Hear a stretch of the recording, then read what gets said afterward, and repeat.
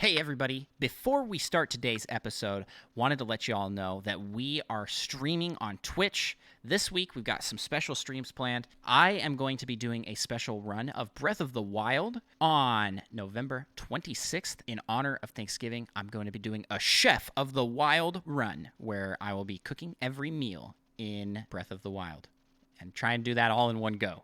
That's my challenge. We'll see. Yeah. And Micah, you're streaming as well.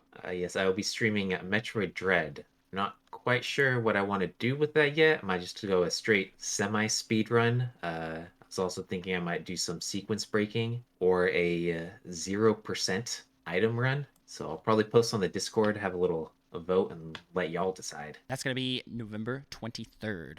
So if you haven't followed us on Twitch, definitely go drop us a follow and tune in for those days of the 23rd and the 26th. And if you're listening to this after that, there should be video versions of those up on our YouTube channel. So check those out. And yeah, now on to the podcast. Hello and welcome to Nintendo Pals Podcast, episode 64. Tonight, we are joined by our friend, the Well Red Mage, to talk Metroid Dread. Spoilers! We're talking Metroid Dread spoilers. All that and more.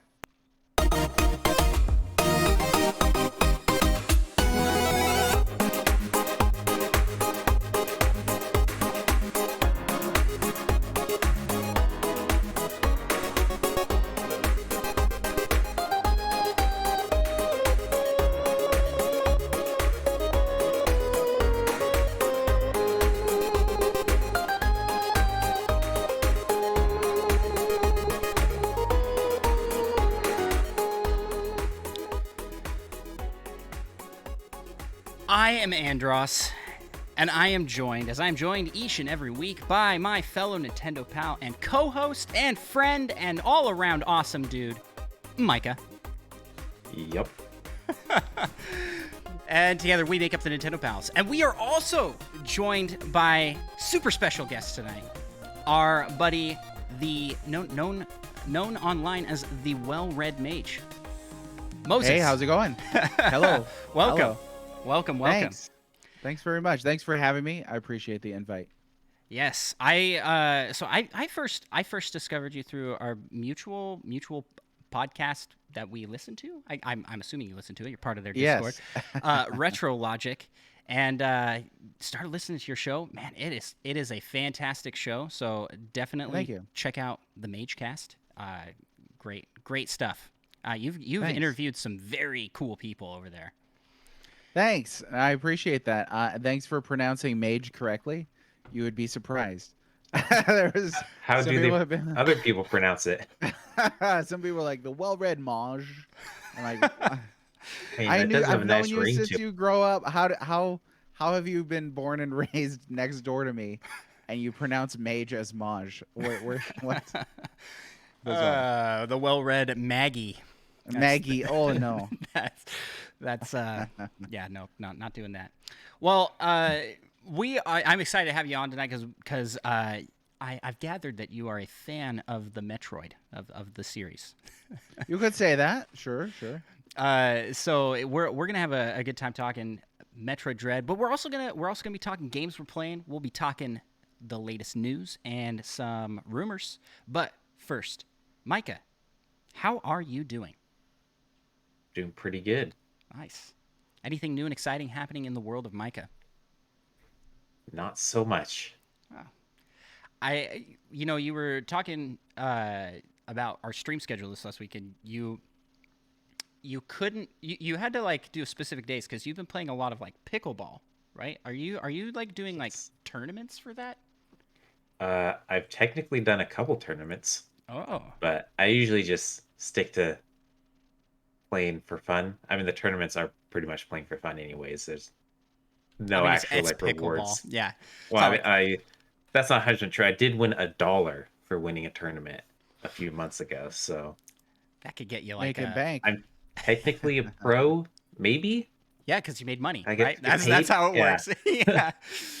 Oh well. Speaking of pros, Moses, how is life going for you? Great. I don't know what the pros things is about, but there have been more pros than cons. in my life recently. You could say that. Nice. So it's been excellent. Sounds good. Yeah, we were able to do a new series on Final Fantasy V and do some sweet giveaways on Wednesday night from one of our sponsors by Frostbridge Studios. And Those were very cool, by the way. Yeah, yeah, I did well, see those. it broke my heart to give them away. I was like, I have to send this in the mail. I go, I can't keep this stuff myself. So there'll be more stuff coming. So definitely check that out on Wednesday nights on Twitch. MageCast has been a lot of fun recently. We just published an episode on Lego Batman 3 of all things, and then we have an upcoming episode on Metal Gear Solid 2. So Nice. there's lots to look forward to. That's a different spectrum of games right there. Yeah, Not that's usually two that you mix together, Lego Batman and Metal Gear Solid. No, yeah, not at all. And thinking before that was Cuphead. Before that, we did River City Girls, Final Fantasy VII Remake. So the idea with the Red Mage is versatility. Not a master of anything in particular, but a jack of all trades. So able to talk about a variety of games in different contexts. Just got to find the right guest, you know? Yeah. Yeah. Well, hopefully we found the right guest, because we're gonna be having a great discussion here. No well, pressure. I know we did. Yeah, No I'm pressure. like setting you up. Hopefully you do a good job here. Yeah. Micah, we got a new 5-star review this week. If you, listener, would like to leave a 5-star review for Nintendo Pals Podcast, you can do that by going on to Apple Podcasts, Podchaser, or Audible. And Audible is where our latest review comes from. And it is from longtime listener of the show, K9 Cantina. He writes, one of the best Nintendo podcasts. Andros and Micah are very informative and have interesting discussions. The hosts complement each other's personalities well. They think outside the box and keep things interesting. It doesn't sound like the show is being read from a script. Well, that's good, because we don't do that. Because I wing it. I wing it. Everything I do in my life. No planning here. It continues. Plus, it's nice to hear a majority of positivity when talking about Nintendo. Keep up the great work. Always look forward to the live shows on Fridays and the uploads on Mondays to get me through the week. Thank you so much for that 5-star review, K9. Really, really appreciate it. Seriously, these 5-star reviews help our show out so much.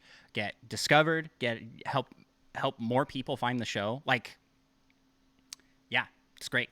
And I really like his note on positivity, because that is something that I really try to do. If my philosophy's always been, if I don't have something nice to say, then I'm not really gonna say anything at all. Like that's my go-to on it. But you know, we do address some kind of negative topics, I guess, but we don't linger on them. You're not gonna hear us talk about how much we hate $60 games every single week. You know, like oh, I can't believe they charge $60 for Metroid Dread every single week. No, this is not that kind of show. And I paid $80 for Metroid Dread. That game's great. Okay. And you know, that is a refreshing review to hear, I think, as well. A while ago, I did you know, the Marvel What If series that they did, where you know, they kind of did reinterpretations of characters. I didn't see it, but generally that's the concept. So I did a tweet about, you know, what if Nintendo? What are some alternative takes on Nintendo? What I presume to be properties, Nintendo IPs, Nintendo characters and stories, and it exploded. But like 80% of the comments were people like, "What if Nintendo didn't hate everybody? What if Nintendo?" I was just like, "Oh my god!" Living in that timeline. And it all sounded like stuff that you just read on Reddit, that they went to Reddit, saw somebody that got upvoted for criticizing Nintendo. But I think, you know, I use the word criticizing there. I think that you know, I consider myself a video game critic, but I don't think that criticism need be just being negative. I think it involves making observations and then qualitative statements on those observations. And not just, why does Nintendo hate everything? That's not a criticism. That's like, yeah, that's just it's just being angry. So yes, there's a difference. And you know, Twitter is just so bad for that stuff, yeah, man. yeah. But if you like Twitter and you want some positivity, why don't you check out Nintendo Pals on Twitter at There you Nintendo go. Pals, and you can also Boom. check out Well Red Mage, who's Maj. posting Maj Mage. Mage. I do like that. That is great. Like how people pronounce Target. But I do feel like Target. I do That's feel like fancy. I do follow Well Red Mage on Twitter through our Nintendo Pals account, and I have seen some of the replies you get. I did not know that being anti-piracy was such a hot opinion. Like, all right. Apparently, piracy is okay to most people. Yeah, or if you point out that, oh look, this Nintendo game is on sale, people are like, oh, you're such a shill. Like, are you kidding? So yeah, it's with everything nowadays, unfortunately, and I was just talking about this recently with Metroid Dread as well. Everything's a subculture war. Everything in Yes. gaming. A new game launches, Us versus suddenly them. there's a subculture war.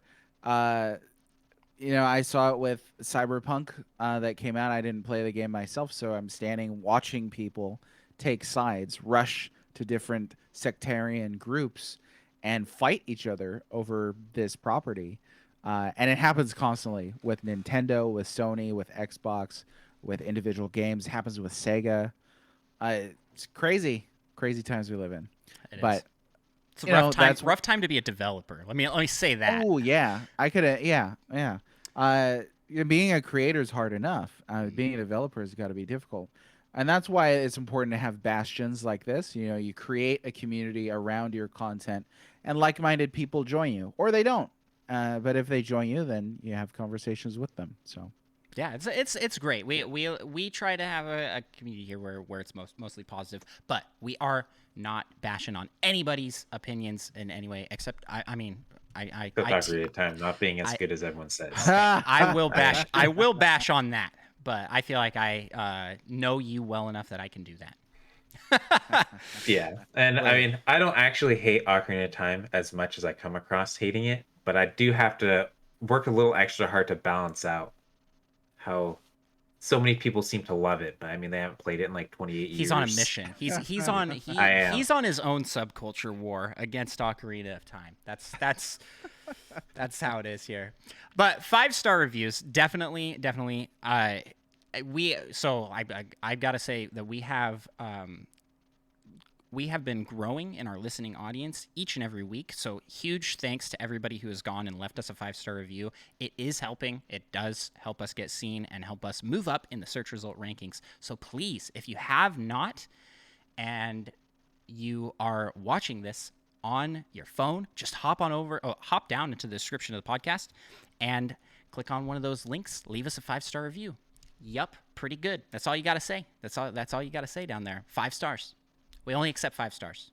Sorry. We don't accept anything lower than that. the scale is 5 to 5. That's it. Yeah. That's all we accept here. Maybe if you don't like us, 5 stars. If you love us, 5 stars. We make it easy. Yeah, there you go. But I do want to show off this because this is super cool. This week we launched a brand new Nintendo Pals merch store. What? Congrats. So, that's awesome. Thank you. We've got shirts, hoodies, flip-flops. There's flip-flops. What? There's a left foot Andros right foot Micah.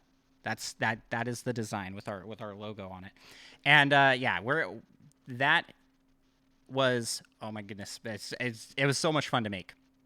So I'll have a link to that in the description below. So definitely check out the merch. Okay, that's enough of self-promoting. Sorry to derail the show there, but yeah, pretty excited about this stuff. But let's hop over into the first segment of our show here and talk what you playing. Alrighty, Moses, as our guest, you want to start off? What have you been playing lately? Sure. Animal Crossing New Horizons. Yeah, that's great. I mean, it's back. It's back, unfortunately. So love-hate relationship with that game. So much that is just, like my wife will see me doing something and she's like, "Oh, that's cool. Can you use like that computer console for anything?" I'm like, no, because it's Animal Crossing. You can't do anything in this game. You can't stack flowers in your inventory. But for some reason, when this game first came out, I put 500 hours into it. It was my Oh, pandemic game, wow. my lockdown game. Yeah. And then now they roll out. I didn't even buy the DLC because they just put out like 9,000 new items. So I was like, you know what? I don't like my original island. I'm gonna redo it and make a Chrono Trigger themed island. So I'm gonna have Lavos. I'm gonna have Oh, the that's a King of Zeal. that is a I good will idea. let you know when it's done, and y'all can come check it out. It'll be Oh, fun. for sure. Yeah, yeah. Yeah.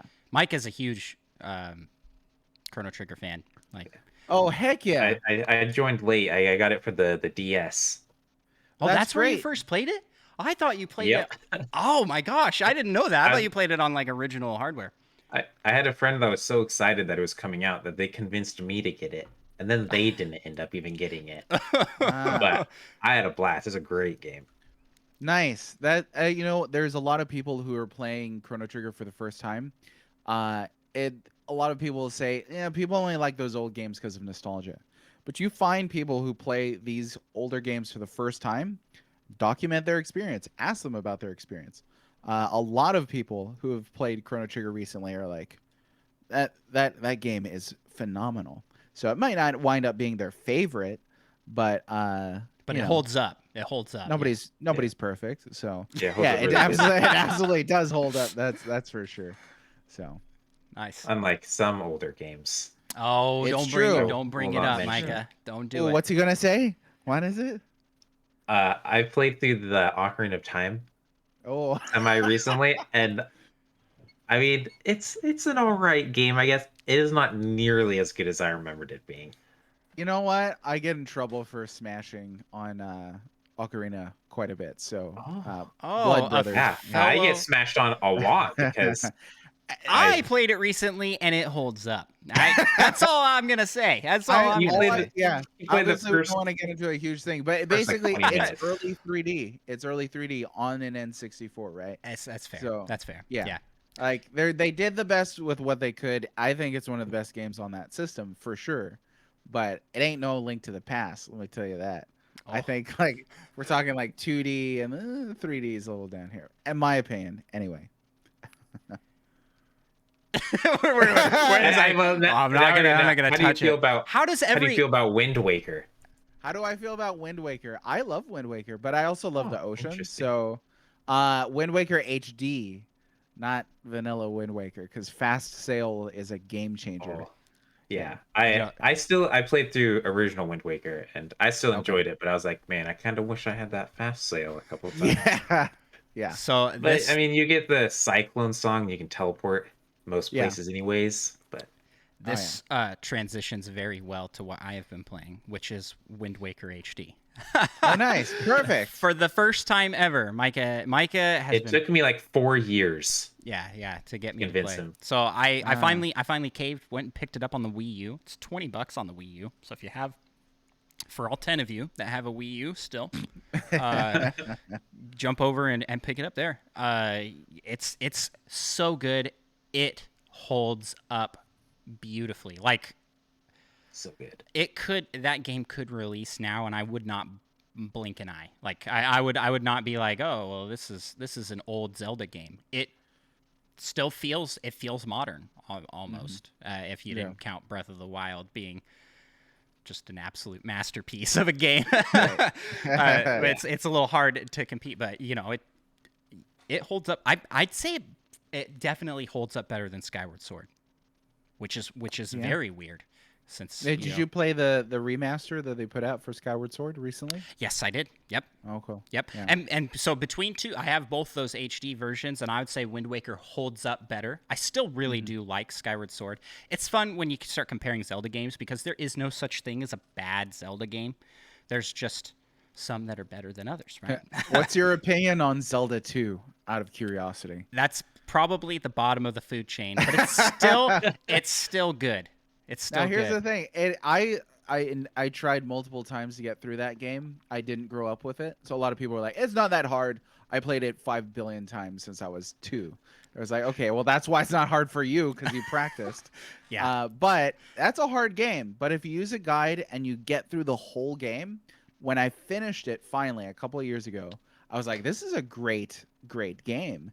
It is just a really steep to get into, I think. But then once you hit like an early obstacle difficulty wall, then after that it starts getting a little better. So great game. Yeah, I yeah. believe. It seemed like you were saying it's a great game after you finish playing it, and I don't know if you can really call any game great So let me if it's only ask. great when you're done. Right. Well, when I was done, I was like, man, I feel great right now.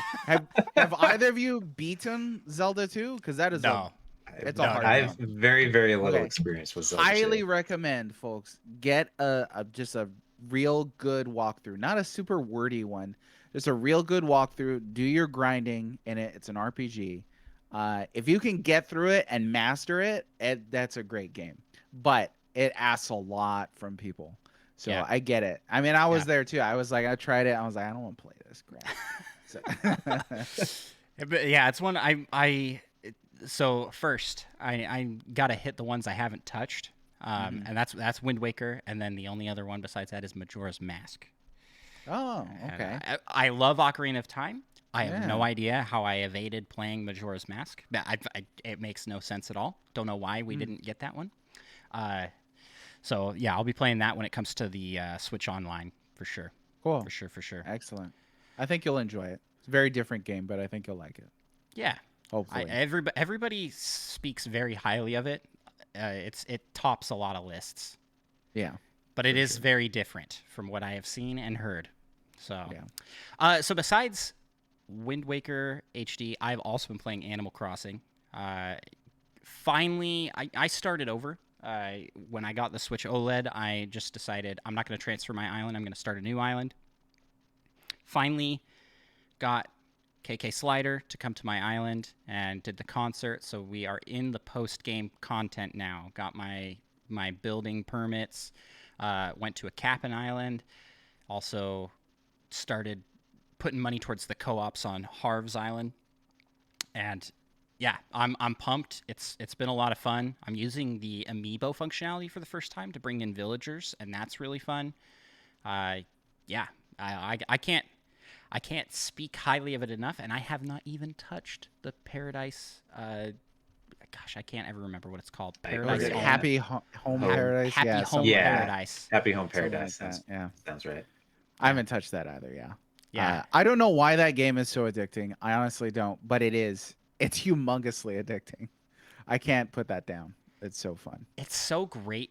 I ended a stream this week, so I played Wind Waker, and I just Wind Waker has a problem of like I've got one more thing. I'm gonna do one more thing. I'm gonna do one more thing, and I just kept going, and I played way longer than I wanted to. And I'm like, okay, well I do need to do some Animal Crossing stuff, so I spent like half an hour. It's a good wind down game, like a nighttime, just chill.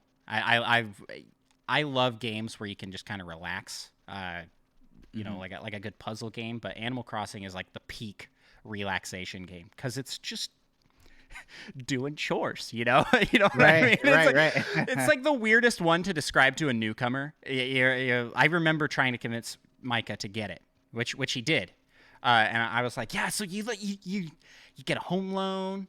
And you go and Yeah, I was like, plant oh, wow, flowers awesome. and you hunt fish to sell at the store. Like it is just not an appealing to sell kind of game, but Micah's put like 200 hours into that game. so Yeah. so Quite a bit of it's time. good. It's good. Yeah. Micah, what have you been playing lately? Well, I played some Jump King recently, which we both did. We I forgot to had a mention little competition on stream. I don't know if I should mention who won the three Yeah, I don't want to make you feel things. bad. I don't want to spoil anything for anyone who hasn't watched it yet. But one of us did much better than the other. Jump King Ish. Jump King is a brutal game, especially when you start to race. I think the most crushing moment during that race was when we were on the same screen with 10 seconds left, and I jumped just to my death. I just fell, and Yeah. I was like, almost more crushing was what led up to that when I fell like 7 screens to land on the same Yeah. level as you. Okay, 30 seconds in, 30 seconds left, I had given up hope. I was like, all right, Mike has got this game in the bag. He is way ahead of me. And a series of events, he fell so far, ended up with 10 seconds left, and we are on the same spot. And I panicked and jumped too far. Too Just far. fell. It was a beautiful thing to see. It's quite fun. Yeah, we'll have to do more streams like that. That was a blast to race in a game like live like that. Yeah. We're not Besides speedrunners. that, We're not speedrunners. Oh, not at all. So don't go and watch that for some like Good real at that technical. game. Yeah, yeah. Go and watch that for some real entertaining people that are bad at that game. That's the pitch for that. And I also played some Animal Crossing. I've been to, I think, like 4 Captain Islands, and the best part is definitely the song. So far, Oh, the yeah. islands have been kind of lackluster. I haven't had anything too special. I've had a couple money trees, but due to the early days in the turnip market, I don't really need money. So Well, I saw on Twitter, friends from most of the Nintendo dads found an island where the rocks gave star bits or like the Yeah. star fragments instead of regular stuff. So they got a full thing that of star sounds fragments. cool. Yeah, Yeah. I got that island too, and I was like, "Whoa!" Really surprised. I think there were also shooting stars on that island as well, if I remember right. So it was just But, a star that's party. Cool.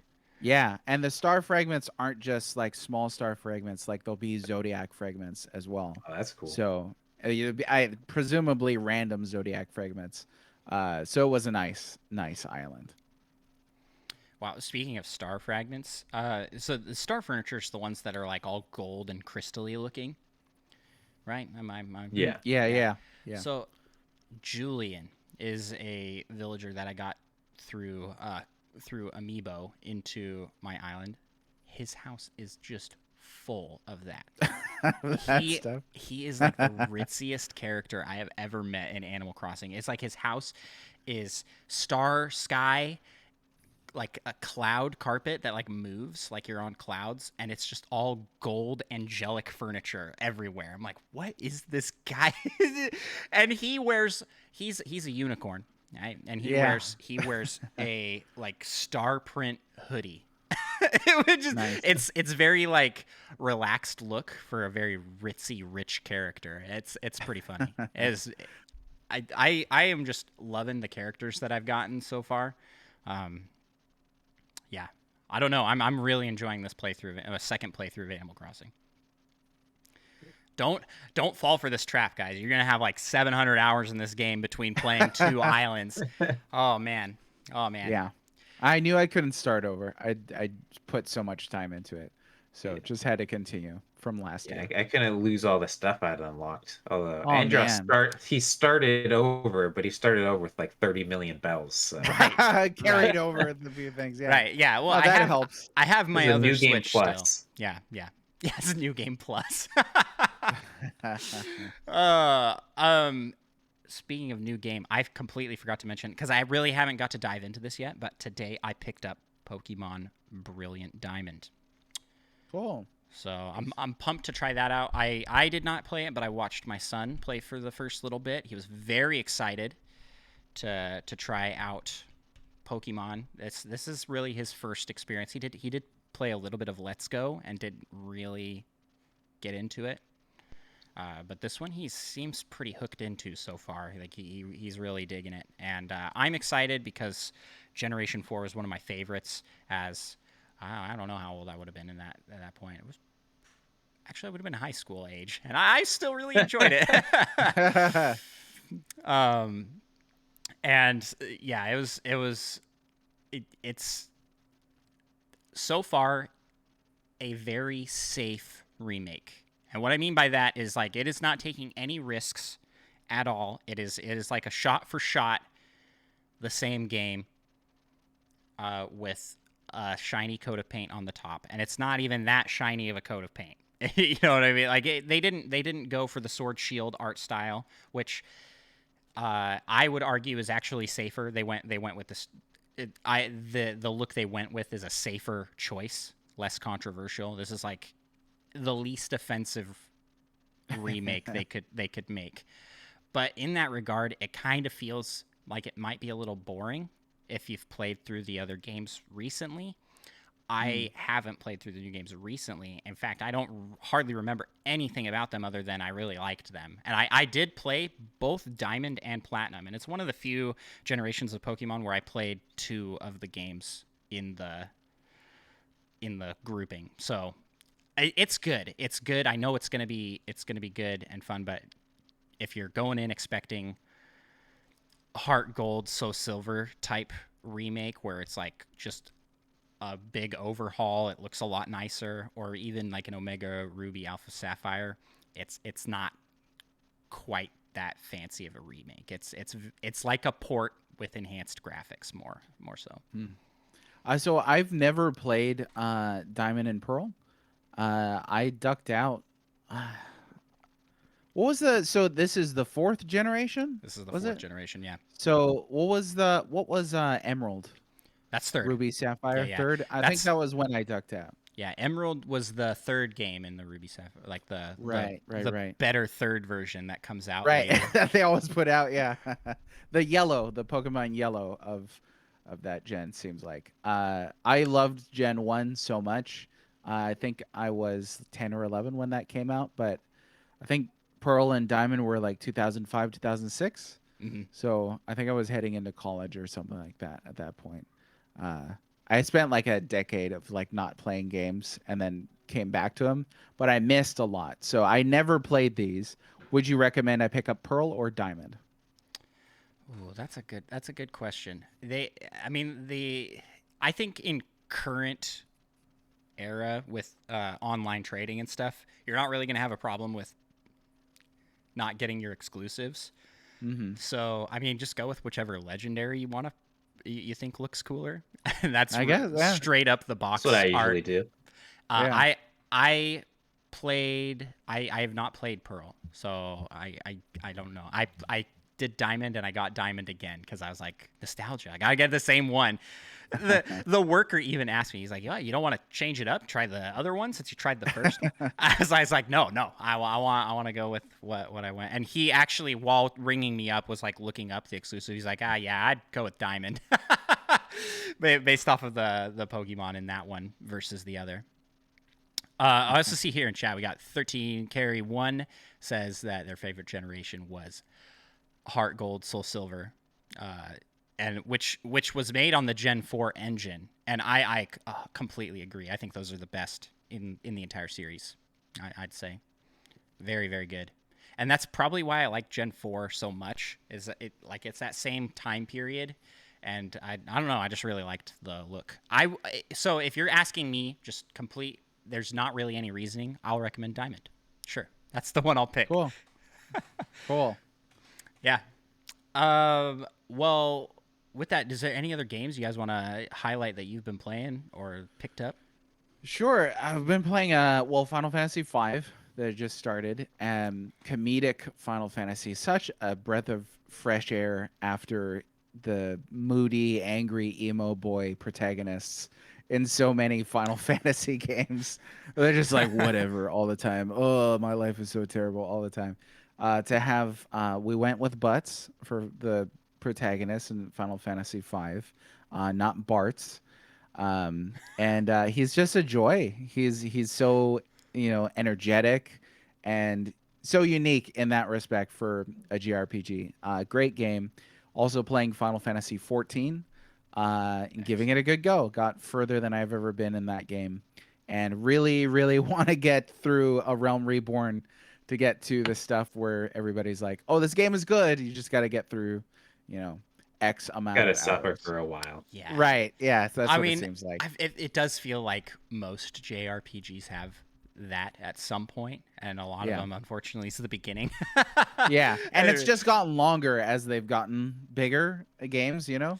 And obviously, But once you get is through the humongous. first 25 hours, then it's a really good game. Yeah. There's it's like when people say, "Oh man, this show's amazing. You just got to watch the first 3 seasons." And season 4 is fantastic. but And you also gotta the get last through. season, and then you're done. Yeah, and then you're done. Oh my gosh. Okay, so I got a shout out again. We got All In Podcast and 13. All In Podcast is also giving a shout out to Gold, Silver, and Sun Moon for Pokemon. But 13 Carries like favorite game theme was Egritique City, and you are right. That is like the best song in all Pokemon. I love that song. It's so great. Look that up. Critique City, and I think don't even remember that one. Goldenrod City uses the same song, but in the original game, they're the exact same song, but in the remakes, they give them each a different feel. It's really nice. Great games, great games. Well, with that, I think we'll move to the next segment of our show, and let's talk some Nintendo news.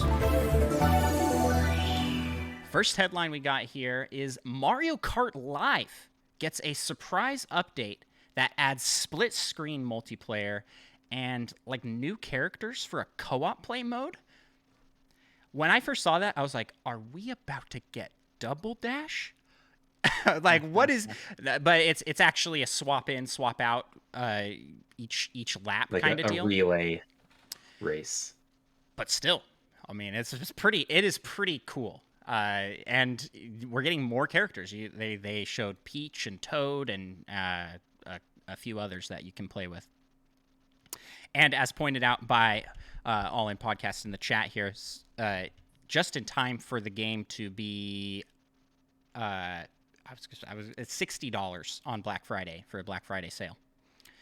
So you can get the car and game for $60 as opposed to the regular $100 that suckers like me paid. I was like, oh man. To be honest, I like last week I was talking about this. I haven't played this game too much since like the first couple months it launched, but this is I'm probably gonna hop back in to play this, especially since it has co-op. This will be super fun to play with my kids. And the split screen multiplayer is just such a good idea for families. So if you have two carts, but you don't have to have two Switches to play with those two carts, that's just a win-win. This has become a very good Christmas gift all of a sudden, and a much better deal for a family, which is where it should have been already. Like it's very much a kid's toy, right? That is why I bought it. I was like, oh man, this is like my dream childhood toy. I've always wanted this, like, let's blend video games and real life together, and this is like so, and it is very cool. It is very cool. Do you pick this one up, Moses? I don't know if you. No, that the Toys to Life concept, with the Nintendo Labo. What was it? Starlink, I think it was. Yeah, Starlink. There's the Skylanders, I think. Skylanders. There's Disney Infinity, I think, did something like this too. Where they had toys or figures, posable figures that you can bring into the thing. It's kind of the same concept too with Amiibo. Nintendo being a toy manufacturer longer than they were a video game manufacturer, it makes sense for their brand. I enjoyed Labo quite a bit.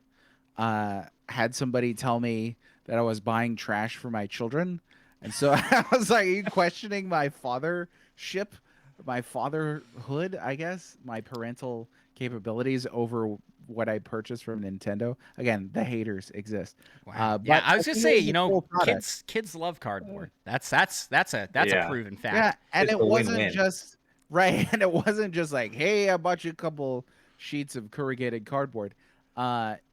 Fairly complex builds with the Labo, and I built pretty much everything. The piano took me like 2 days. It was not an easy thing to put together, but I was able to do it with my children. And so something like this with Mario Kart Live, it looks excellent. I wasn't aware of that Black Friday deal, so might just have to go under the tree. Hopefully my kids aren't listening. Yeah. Yeah. I have spoiled Christmas presents for family members on this show by mistake before. Whoops. Oh, sorry about that. But it's all good because they were excited because they're getting a Nintendo for Christmas. At Everybody least loves we a Nintendo. weren't live when one of us made a fatal Christmas slip. Yes, he revealed. I'm not even. We're not even gonna talk about it. I had to bleep. No, we were live. I had to bleep it. Were we live? Oh! It was That was pre live shows. You're saying? live, yeah. Yeah. Yeah. I had to. You had to bleep edit that out, yeah. He But the said some biggest things Christmas about. He said secret some is things what I about Santa spoiled. Claus. That's all I'm gonna leave that Oh, yikes! at.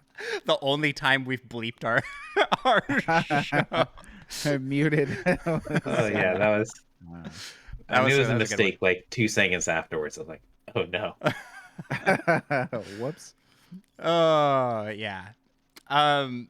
So yeah, this is a sweet deal. Definitely keep your eye out on this if you're interested. I'd say this is perfect if you got kids in the age range of like 6 up, maybe to I don't know like what 40, to 6 like to 40. to like 40, yeah. Something like that. 6 to 40-year-olds.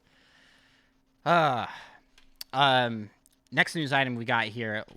This one was another one. So this Mario Kart Live update was like, what? That was so random. Wasn't expecting it. I thought that it was done. Especially since they marked it down for Black Friday. They're like, we're marking it down for Black Friday. I was like, all right, they're just trying to clear stock. No, they are maintaining the game. They're giving it updates. This was even more surprising. Nintendo has partnered with Panda Global to do official Smash Bros. Ultimate and Melee tournaments next year. This is the first sanctioned official Smash Bros. Tournament sanctioned by Nintendo besides their like E3 regular ones that they do. And it's interesting. It's very interesting because they are acknowledging the Melee competitive scene, which they have not done in any official capacity ever that I'm aware of. And Melee is what, 20 years old, it looks like? And that's a long time to go without essentially directly supporting those fans that are putting those together. Yeah. If I recall, they shut those down because they were beginning to mod the games. Something like that, or they were introducing modded material. I can't recall, but I don't think anything official was ever, like the reasoning was never like public knowledge, but that was the assumption because they were modding it to be able to do online multiplayer, which Nintendo don't like them mods. And that would be very on brand for Nintendo, that's for sure. Another reason now that we know of could be because Nintendo was planning to create a partnership. Yeah, I was about to say develops. Mm-hmm. Right. I mean, and that's their IP. They are within their right to do that. Obviously, upset a lot of people. Nintendo PR isn't always like the friendliest to individuals, but I would hope what comes out of this bit of news is that people say, all right, well, there's no unofficial events, but now there's an official one. So I can still play, I can still enjoy this aspect of these games. I think it's cool to see not just Ultimate, but Melee as well, acknowledging that people still play Melee and play it very competitively. Right. And then Ultimate there as well. So, cool. Yeah, I think this is a win-win-win. What were your thoughts when you saw this, Micah? Ditto. Win-win-win. Yeah, it's good for the Smash Bros. Community overall, and Nintendo gets to like be involved in it, and I hope that it also means that there will be less controversial things happening in the Melee, because there was a lot that has gone down in the Melee scene that's been a little on the iffy side. We haven't talked about it too much on the show here, but like there have been tons of cases of just really bad stuff happening within tournaments and communities, and I mean none of those were in like officially sanctioned anything, so hopefully this makes it a safer space as well. I can hope. One can hope. I don't know much about Panda Global. I had not heard of them prior to this, but I'm not into the competitive game scene really that much at all. But you know what I might be into is some Big Brain Academy. Big Brain Academy, Brain versus Brain, launched a demo. So you can go and try the demo right now. The game launches December 3rd. So I'm always a fan of these. I believe this game is $40 instead of it might be 30 actually, instead of full price 60. So it's a budget title, but it's really cool that they're putting out a demo for it. It feels very much on par with like WarioWare, where they released it at a lower price, but they also launched a demo prior to it coming out to hopefully get more sales up in there, and that's really cool. I wish more demos came. It's cool to see Nintendo doing more of those on first party stuff. Yeah, absolutely. This was a series that I've never played yet, so it might be cool to try it out. Me neither. I've heard great things about it. I was a Brain Age guy. Like I had the Brain Age games on the DS, and these kind of like blended together as the same game to me. Like, oh, I don't need Big Brain Academy. I got Brain Age, you know. But they are different. I think Big Brain Academy is a little bit more party game focused, where, gosh, I'm mixing up the titles here. What is the other game? Big Brain Academy and Brain Age. Brain Age, yes. Yeah, like totally lost it. Brain Age is like more focused on. It was selling itself as something to like help train your brain to be in better shape, which I think is why it didn't really get put over here. There's like FDA issues with it, like, oh, it doesn't actually help your brain, those kinds of things. So, yeah, that's why we didn't get it here in the States, but they did release a version of that in Europe and in other parts of the world. So it looks like Big Brain Academy Brain versus Brain is $30 on the Nintendo website. So yeah, that's about half the price of a full regular AAA title. So yeah, I see in chat here the eShop listing also implies that there may be in-game purchases. I do not know what those would be. I don't know how I feel about that. But another comment here in chat, wish they would put a demo of Shin Megami Tensei 5. Agreed. That would be cool. Yeah. I feel like that would be a perfect game to get a demo because it's a long time series, but not a lot of people, at least I'd say stateside, not a lot of people have heard of or jumped into Shin Megami Tensei games before. And to give this one a demo, because it's reviewing very well, I think it's in that sweet spot. Like they did for Metroid Dread. They did it post-launch. They gave the demo that you could try. I think they could totally do that here. That would be a good game to do that for. Yeah. Have you played any Shin Megami Tensei, Moses? I have not, and that's really why I was nodding is it's because I want a demo. It's the fifth game in this series. Not to mention I've never played Persona either. It's kind of hard for me. You're in the same boat as us. We are also we are also absolute no idea anything about. And I know there's people who loved the Persona games, and I know a lot of fans of Shin Megami Tensei as well. It's just hard for me to be like, oh, I'll start with the fifth one in the series without knowing anything about it. So having a demo would be excellent. I think that would be really cool. Yeah, I agree.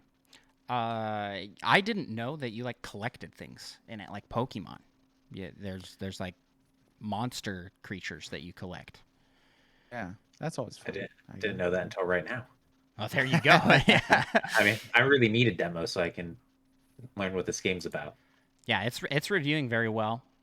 But Micah, this next game is one that is definitely on your radar, and we don't usually talk about like all the new releases coming out, but Big Brain is getting that demo. But this next game here, I just was like so excited by the unique factors. Dragon Ball: The Breakers, which is basically Dead by Daylight, but with Dragon Ball characters. So it's asymmetric gameplay. One of you plays as Cell, which is a monster bad guy villain from Dragon Ball. Micah, you're gonna have to step in here. I am not a Dragon Ball guy at all. I know nothing. I know so little other than He, Wikipedia readings. he But essentially just absorbs people to become more powerful. okay, yeah. So Long story short. that's the villain, and then everybody else plays as civilian characters. There's like a pig that can morph into other things. Which I don't actually Oolong. remember his name. It was Oh, Oolong. yeah. Yeah. Yeah. I grew up reading the manga for that when they first brought it to the States. But it's been a long time since I've seen Dragon Ball or Dragon Ball Z, or I don't even know what they're up to now. They're just throwing Dragon letters Ball at the back Super of was the it. last I'd seen. Dragon Ball Zipper GT 2 remix, something like that. But I think somebody in our Discord mentioned that it's nice to see a Dragon Ball game that's just not a fighter. Yes. Yeah. Is a little more creative, I guess. I mean, not to say fighters aren't creative, and obviously this property lends itself to fighting games, but there's a lot of universe there that Toriyama created, and so there's a lot they could do with it. And this seems like a cool game. Obviously, easy comparisons to Dead by Daylight, Right. but yeah, it's nice to see something else, I guess, from this property. Yeah, I just like the idea conceptually. Like, let's take an IP and take a game genre that you wouldn't really think to mix together and mix it together and get something completely unique. I would not have ever thought like this let's have a killer hunt a bunch of people kind of game with Dragon Ball. I wouldn't have ever thought that. No. Yeah. Same. And it feels like you can add in a lot of different cool mechanics. Mm-hmm. Yeah. And it looks great too. I mean, it looks like you're watching, obviously in 3D, but it looks like you're watching the series. It has that same aesthetic to it, so it's great. Yeah, they did. Yeah, and it's launching day one on Switch, which is cool. But speaking of games that are not launching day one on Switch, let's talk multiverses. We talked about this in a previous episode in the rumor mill. The Warner Brothers Smash Bros. Clone crossover fighting game is real, and it is free to play. It is going to be free to play, and confirmed characters for the roster include Bugs Bunny, Tom and Jerry, Shaggy, Batman, Superman, Harley Quinn. I'm trying to think of them all off the top of my head. Wonder Woman. There's a couple of Adventure Time characters. Yeah, Finn and Jake. Finn and from Jake. Adventure Yep. Yeah. Yeah. So can I? Okay, I'm gonna come in here with both. So first off, I'm very excited for this kind of game. I'm very bummed that it has not been announced for Switch, but I'm not convinced that it's not coming to Switch. I'm maybe thinking that this is being held out for some special direct kind of announcement before they say we're coming to Switch, but maybe not. It might. So you can't like assume it's going to, but it would be just so weird for a Smash Bros. Clone to not be on Switch. Right? Like what? Like why? There's a slot in the roster for that says more to come. I think if they're launching it free to play, they really want to get some of their QA from players, maybe to play it and kind of get a sense of it before they bring it to more platforms. So I'll check it out. I'm a huge fan of Superman, favorite superhero. Love Superman. I love Batman and Wonder Woman. Having the DC Trinity there is day one for me. And then you can play as Bugs Bunny. Are you kidding me? Fantastic. I want his final smash to just be Big Chungus. Shaggy, yeah, isn't it? Yeah, it's nice nice to see Warner Brothers embrace the Shaggy memes. Yes, you've seen the Ultra Instinct. We're talking Dragon Ball Shaggy. That's ridiculous. Oh man. So I'm gonna come. So that's my positives coming in. Negatives. I don't like. I was listening to a podcast that was talking about this. And I agree with this point. Smash Bros. Every character that comes into Smash Bros. Looks like they do from their games, right? Mario does not they don't change Mario to be a Super Smash Bros. Character. Other than, I guess, they make him angrier. You see, every time you see him in Smash Bros, he's like real intense looking, right? Yeah, I get what you're saying. There's maybe like really subtle like texture differences or things like that, but overall, it's what they They look like like keep their same from art their style. games. Yeah, Yes. yeah. Multiverses is not doing that at all. They are making it this if they were all in this same universe, so they all meet this same art style, which is kind of cartoony, and automatically to me makes it look not as good. Like I kind of wish that they just stuck to the source material for each of the worlds Yeah. and then I slapped guess that all together.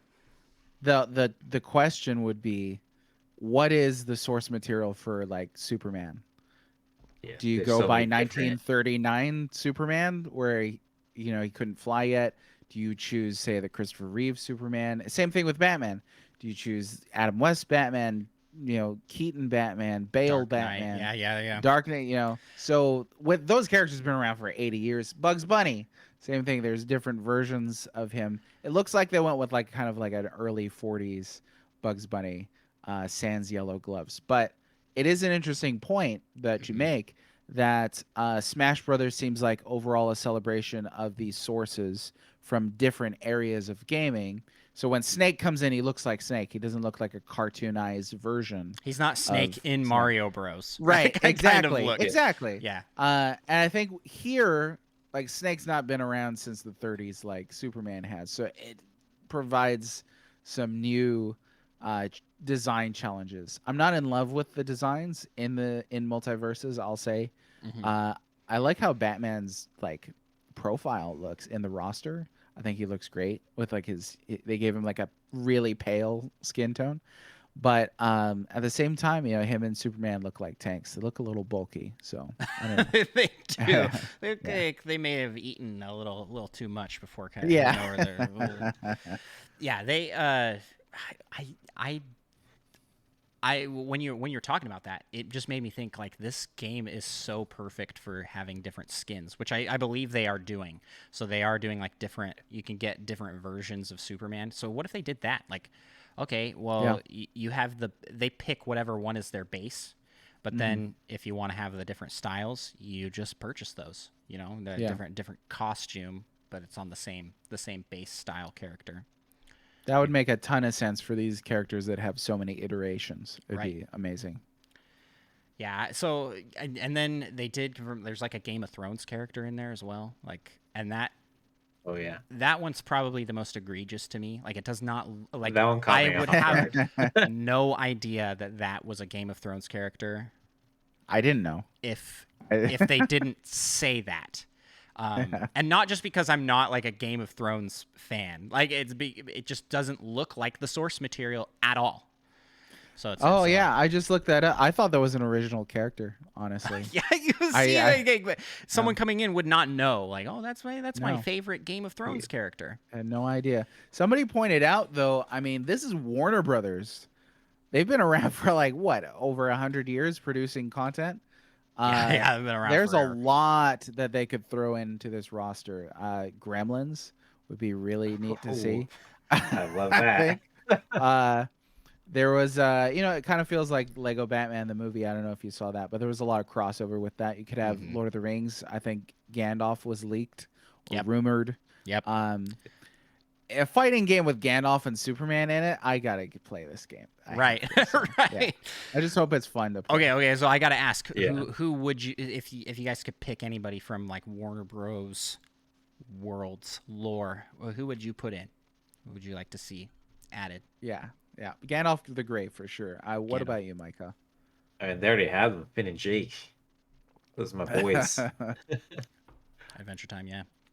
I want Johnny Bravo. Oh, That'd be a good one good as well. Cartoon Network, right? Yeah. Zach, yeah. They're like they're like so widespread. I don't even know his who all the attacks would characters just are. be so funny. And what's cool about this game versus Nickelodeon All-Star Brawl is they are starting with voice acting in the game. It already looks, based off of its early looks, it already looks a lot more polished. And Nickelodeon All-Star Brawl is actually reviewed very well. It's a very fun game.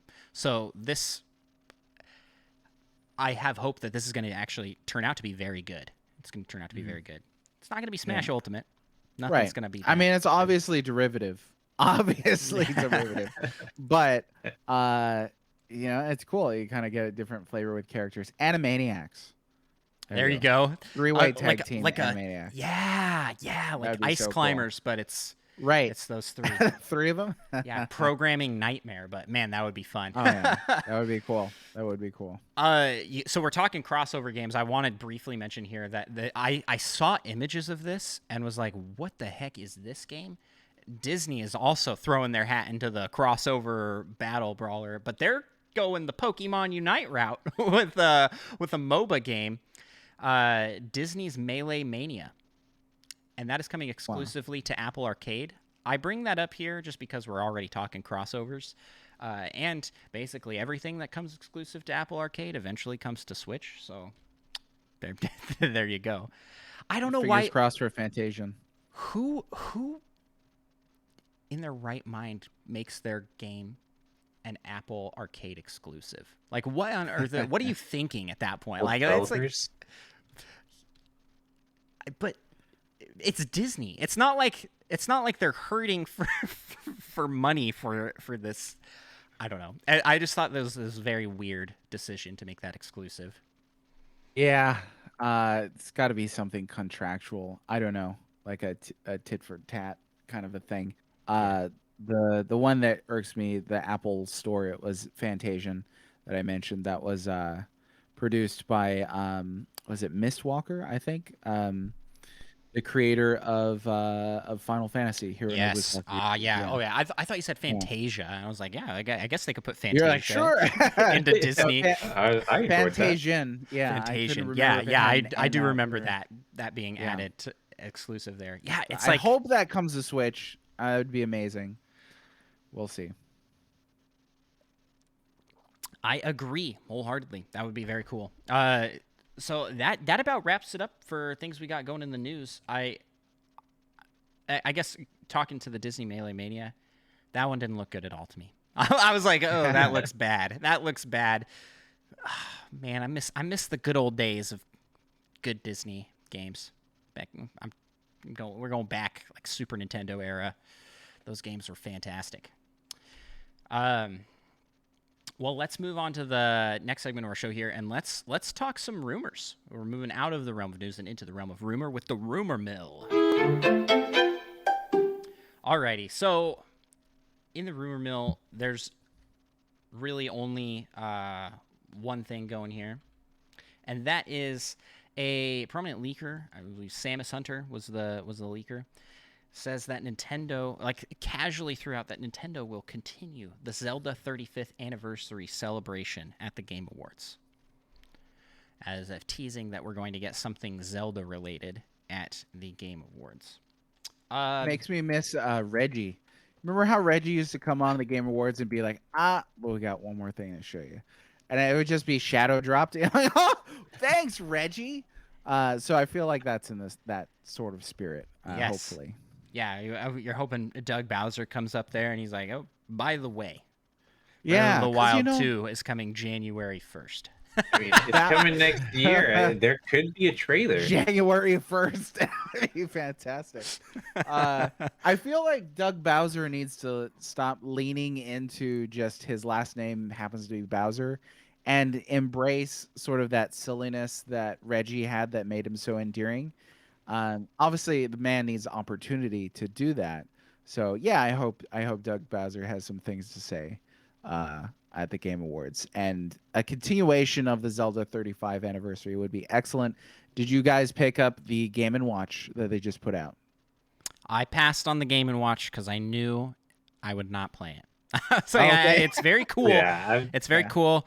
But, but then I spent all day debating, should I get Pokemon Brilliant Diamond? I spent all day debating and was like, you know what? Oh, well, it'd be good for the I was just justifying. Oh yeah, do it for the podcast. I should be good for the podcast. Children. Yep, you read my mind right here. I was like, oh, my kids would probably really like this game, And then people in Discord were talking about how great the soundtrack is. I'm like, well, I do love a good Pokemon soundtrack. You know, my thought train slowly progressed to very much on the side of go buy, and I went and bought it. You know, no self control. Somehow I did not buy the Zelda thing. I am blanking on Zelda what it's thing. called. Okay, the Game Yeah, and yeah. Watch. Gosh, Yeah. It's The got my Zelda Game and favorite Watch. Zelda game on it, so I had to buy it. Link's Awakening. How Love is that it? it's the Are you original version. liking it? It's nice. I mean, it's a novelty item. You know, I'm imagining that most people purchasing this deliberately for themselves have already played these games. Sans Zelda 2, as we were talking about earlier.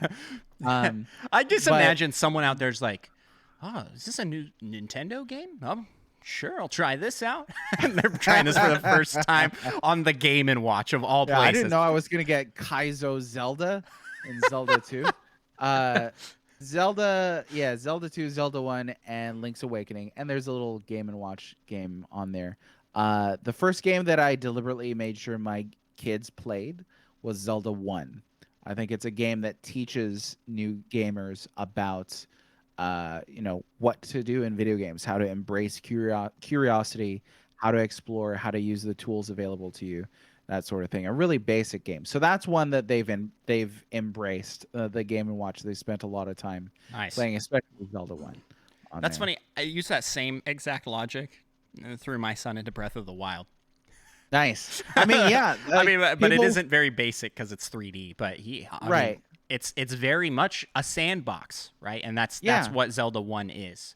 Exactly. I mean, there were people like, "Oh, Breath of the Wild, the first open world Zelda game." I'm like, "What are you talking about? Zelda 1 was open world essentially. I mean, you could go anywhere, There's do anything. Wind Waker, Open Ocean.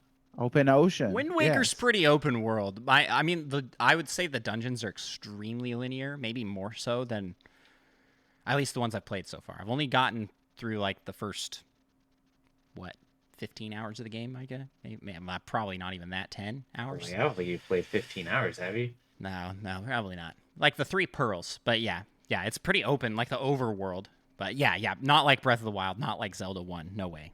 Those are it for sure. But that is funny that you have your kids playing that one. I would not have thought. I would have thought like, oh, that's too hard. But yeah, I mean, they can't get very far. I can show them, here's the route from start and sword to the first dungeon, and they'll do their best. But that's how they learn. They die a lot. That's how when if I want to say I was like how we all 6 learned when I first played it. Yeah. Right. And I had no idea what I was doing, and you just kind of make your way. Yeah. So my hopes for the I'm kind of skeptical that this is true. I don't know why they would like all of a sudden be like, also Zelda 35th anniversary. Right. But if they do, you know what it's going to be? It's going to be Wind Waker because I literally just bought it on the Wii U. It's going to be a Switch port. And I'm going to be so upset with Micah. They'll be like, this is your fault. Well, if you had just bought the game like 4 years ago, like you should have, then it'd be perfect time to get it on Switch to play through again. Yeah. But I would really like to see something for Breath of the Wild 2, even if it's just another trailer. A date would be, and a title announcement would be excellent. Yes. That would be so cool. And to find out it's coming earlier in the year rather than later, because when they give it an ambiguous year like that, you're like, it's always the end. Right. It's My probably first assumption. it's December 31st of 2022. Yeah. Well, that's the hope, is that we'll get something Breath of the Wild 2. What do you guys hope for? Think we might get for Zelda if this leak is true? It's difficult. I mean, a lot of people were a little upset that Nintendo didn't celebrate Zelda's 35th in the same way that they did for Mario. A question that I ask people is, what do you want? Right, more Zelda. But like what specifically, I guess? Like, Mhm. you know, people were like, I want them to release every Zelda ever on one disc. I was like, well, it's not gonna happen. I'm just telling you right now, just by the nature of cartridges and single discs, like it's just not gonna happen. Um as far as I'm like making all of the Zelda games available to play, I would love to see that. I think that doing an HD remaster for a game that was stuck on the Nintendo Wii as far as exclusives go, Skyward, was a good move. It wasn't just doing Twilight Princess HD or Wind Waker HD. It was one that had never gotten a major re-release like that again. Right. So that was good. A lot of the Zelda games are available to play on Switch already.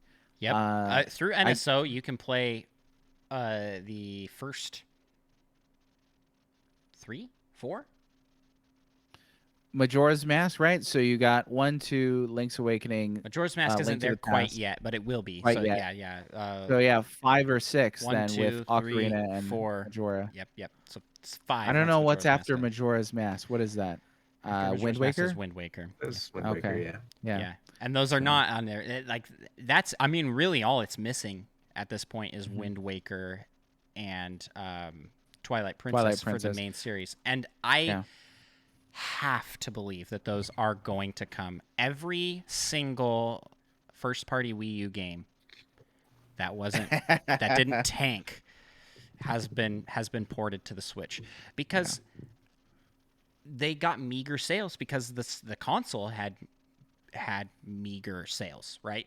And so they have these HD versions of these games just sitting out there, which it will take work, but you know, not like 6 years of work, right? Like they're probably done and just sitting back there, just waiting, you know, waiting for a gap to, and maybe that's now. Maybe now's the time, you know. Yeah. So it would be, I mean, imagine we're watching the Game Awards and they're just like, by the way, available today, Wind Waker HD and Twilight Princess HD dual pack on Switch now. Yeah, That would that'd be be pretty cool. Yeah. I think it would make a lot of people happy. Here's the thing, is we're sitting here speculating on things that'll come. Actually, Micah, before I jump into this, but Micah, what do you think we'll get? What do you hope? I What mean, do you I'm hope for? more hopeful towards, I guess, some DS Zelda games or Game Boy Advance Zelda games, some sort of pack like that to come to Minish Switch. Cap, Oracles, that would be really cool. Oh, yeah. Yeah. I love that. Yeah, I guess I failed to mention, like, there aren't any handheld Zelda games available on the system except for the remake of Link's Awakening, which is another Zelda game on the system, and Breath of the Wild. So Right. I mean, there's Yeah. a lot of Zelda on Switch. But yeah, Oracle Minish Cap would be really cool. What we're doing is sitting here going like, whoa, Nintendo could announce this. This is all a ploy by Mr. Jeff Keighley. He's broke the system. We're all going to go and watch this, and we're all going to be disappointed when nothing new gets announced. You get another trailer. It's the same trailer from E3 for Splatoon 3. That's what we're going to get instead. There's going to be no Zelda. In celebration of Zelda's 35th anniversary, we have something special to show you. A Splatoon 3 trailer. I'm excited for Splatoon 3. Don't get me wrong, but I just feel like we're not actually going to get anything Nintendo. And I feel like going in thinking that is a safe way to go. Because if you come in with your expectations high, you're going to be a letdown. So if I come in low, if they announce any of this Zelda stuff, I'm going to be just losing my mind excited. Yeah. And that's the safe approach for any direct. I mean, you see it anytime there's a big event coming or an announcement coming. People are like, oh, Mother, F-Zero, Star Fox, and they just go down the list, right? New Punch Out, new Star Tropics, new, like on and on. Star Tropics. And Yeah, man, yeah. The problem is, and the problem is Nintendo's got too many kids. It has too many mouths to feed. There's too many IPs that Nintendo is on top of. There's no feasible way that they can do. I mean, I don't know, but no company's infinite. There's no way that they can possibly do a new entry for every IP that they've ever put out on every generation. It's just unrealistic. Nobody does that. They just need to So- hire more people. I guess So so. they can do that. I think Or- like it probably comes back to the Japanese business ethic, and it seems like despite being a very wealthy company, they're not a really humongous company. I don't know. I'd be very curious to be a fly on the wall for Nintendo conversations. The thing is, I I would love it if they. I feel like a good solution to this might be to just outsource some of those IP, and it feels like they're doing that a little bit more and more all the time. They've been working a lot with Bandai Namco. They even lent Zelda out to the team behind Crypt of the Necrodancer, and so take some of these IP that are considered dead and give it to these groups that do great work with it. I mean, we're going to be talking Metroid Dread, which was handled by Mercury Steam, and they did a fantastic job, right? And that's not first party Nintendo, so I don't know. That seems to be the solution they're going. They're kind of like outsourcing some of these. And you're 100% right. Too many mouths to feed. Too many IPs to make games for. Let's get them out to these other teams. Mm-hmm. And then, but only so much you can do, right? Like you said, they're a very profitable company, but they obviously don't want to just like stretch themselves thin, spending money on all these extra development teams from other companies to work on their IP, because that They don't want to like dilute their IPs. Yes. Yeah, they're very protective of those IPs. I mean, you got problems. We just seen with the Rockstar port for Grand Theft Auto. There's a lot of bad. Yikes! There's a lot of issues with the Grand Theft Auto trilogy across all platforms, and that was one that was outsourced. They weren't working that internally. And so, I mean, there's big risks run when you are working. You got to have some sort of oversight. Yeah, it's true. So yeah, that's basically where I think they are gonna head, is just, if you're a super good team and they like what you do, then they'll put you in charge of some cool stuff like Metroid Dread. Speaking of, why don't we move to the last segment of our show here and the real meat of our episode, and let's talk Metroid Dread spoilers. Okay, so coming into this conversation, first off, if you do not want any Metroid Dread spoilers, pause this episode, go finish Metroid Dread right now. The whole thing, and then come back and then listen to the conversation. You have been warned. Spoilers, because we are gonna let loose here. I am so sick of holding these spoilers back. I just want to talk about this stuff. That's it. So we're talking Metroid Dread, and we have a bunch of questions to kind of help walk through with this. But we'll first give our impressions here. But this is the final warning right here. Spoilers. Everybody dies. That's I mean that's how it ends. Oh man.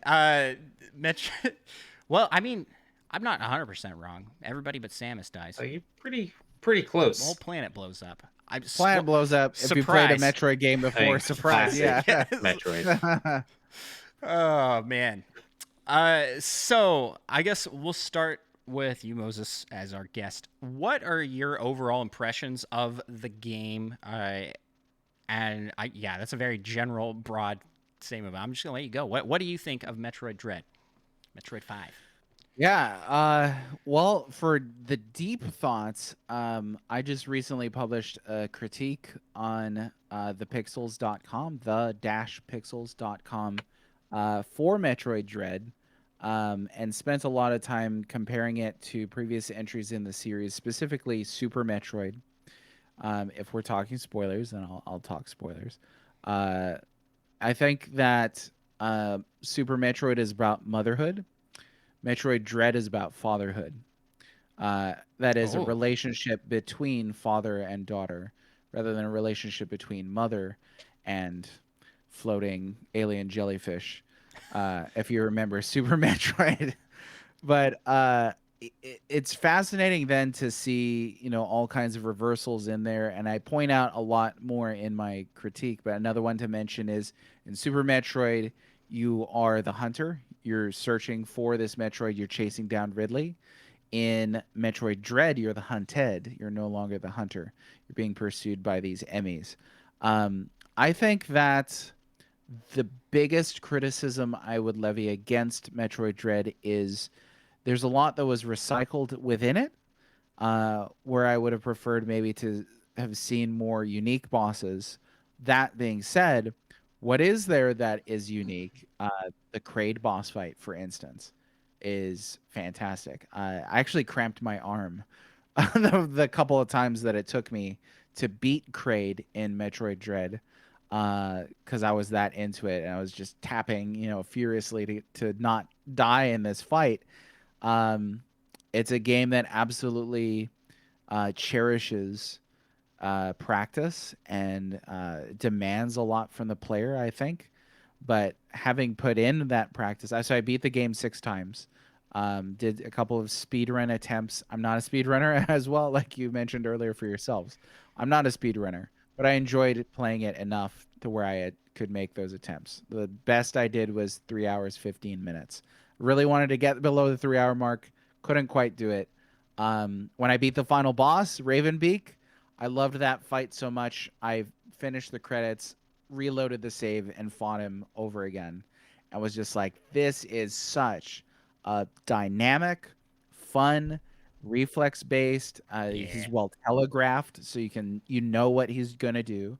But he has complex move sets. So I love 2D platformers. I love the series. Overall, I think it's just a really excellent game that doesn't feel so rote, so cliche, despite relying on so much tradition. It doesn't feel like it's like they just put out another Metroid because they had to. It feels like this is a purposeful game that, as a sequel to Fusion, pushes that story forward. And so by the time we end, there's a lot of questions, right? What is up with the metamorphosis that Samus endured? How did the X parasite within Quiet Robe, Yeah. kind of counterbalance that? If you're saying the X parasite counterbalances the Metroid DNA in Samus, does that mean she requires X parasite for the next game? Is there going to be more of a fusion that takes place? I don't know. And now she is the last Metroid, and the galaxy cannot be at peace. So it leaves really the Metroid saga on shaky ground, which I think is excellent. It's not quite sequelitis. It's not quite a cliffhanger, but it absolutely lends itself towards future entries. So really nice to see the high marks that the game got. Really nice to see the excellent sales that the game got. Metroid series, as you know, I'm sure, has never sold well. Really, a lot of people love Super Metroid. Super Metroid did not sell well at all. I think I did the number crunching once. It's somewhere around between like the 11th or the 14th or 15th best selling IP for Nintendo. So it's not even in the top 10. And yet it's one that you think of when you think of Nintendo. It just doesn't sell. So Dread being well marketed, I think, being very well polished, being sort of the evolution of the prototype of Samus Returns, is now in a prime position, a Metroid prime position. A prime, yeah. To take the series forward and find new players. And certainly a lot where, I met a lot of people who are like, I never played a Metroid game. Should I start with Dread? I'm like, sure, why not? It does a good job of summarizing the previous games. Right. And then go and explore the previous games if you want to, if you enjoy Dread. So, excellent game. So you've played through the game 6 times. On your first playthrough, do you remember what your time was? It was more around 14 hours. Okay. Yeah, so 14 to start, 3 hours to end.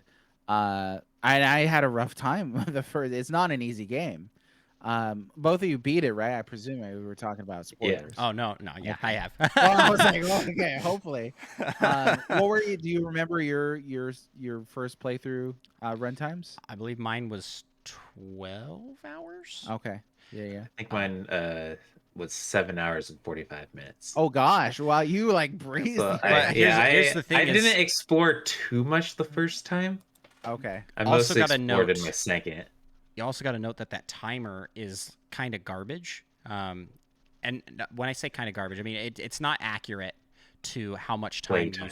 to your playtime, because I don't think it counts when you die and you Yeah. play again. It goes back to where the timer goes back to where you were I think prior you're to right. dying. Yeah. It just counts So your successful run time. yes, yes. It's a So, hidden timer too. So like there's no timer in your menu or anything like that, which I thought was curious.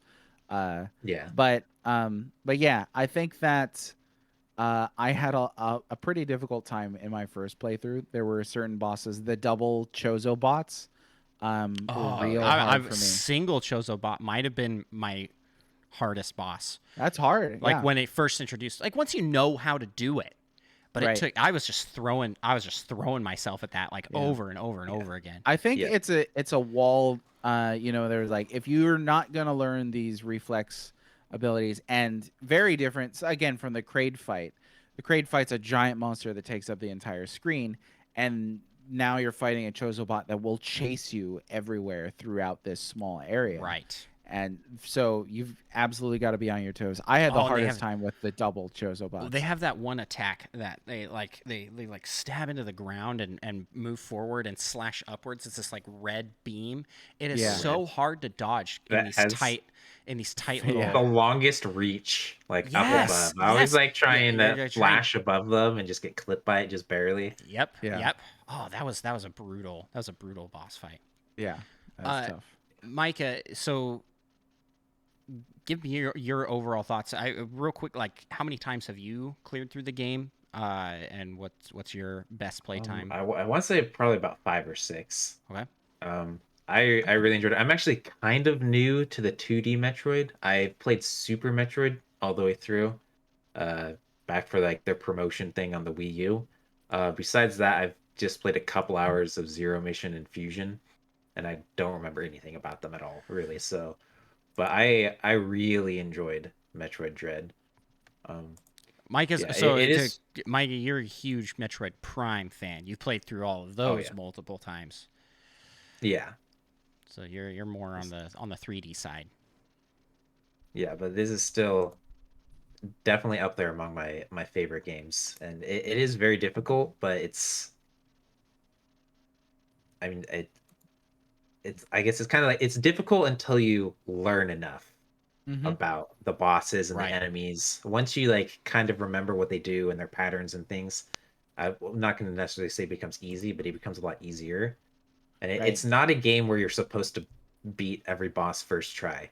I mean, No, you're I don't not think so. supposed to. You're Yeah. supposed to take maybe a couple deaths learning their Yeah. attacks and what they do before you actually win. That was at least my experience. But yeah, I really enjoyed it.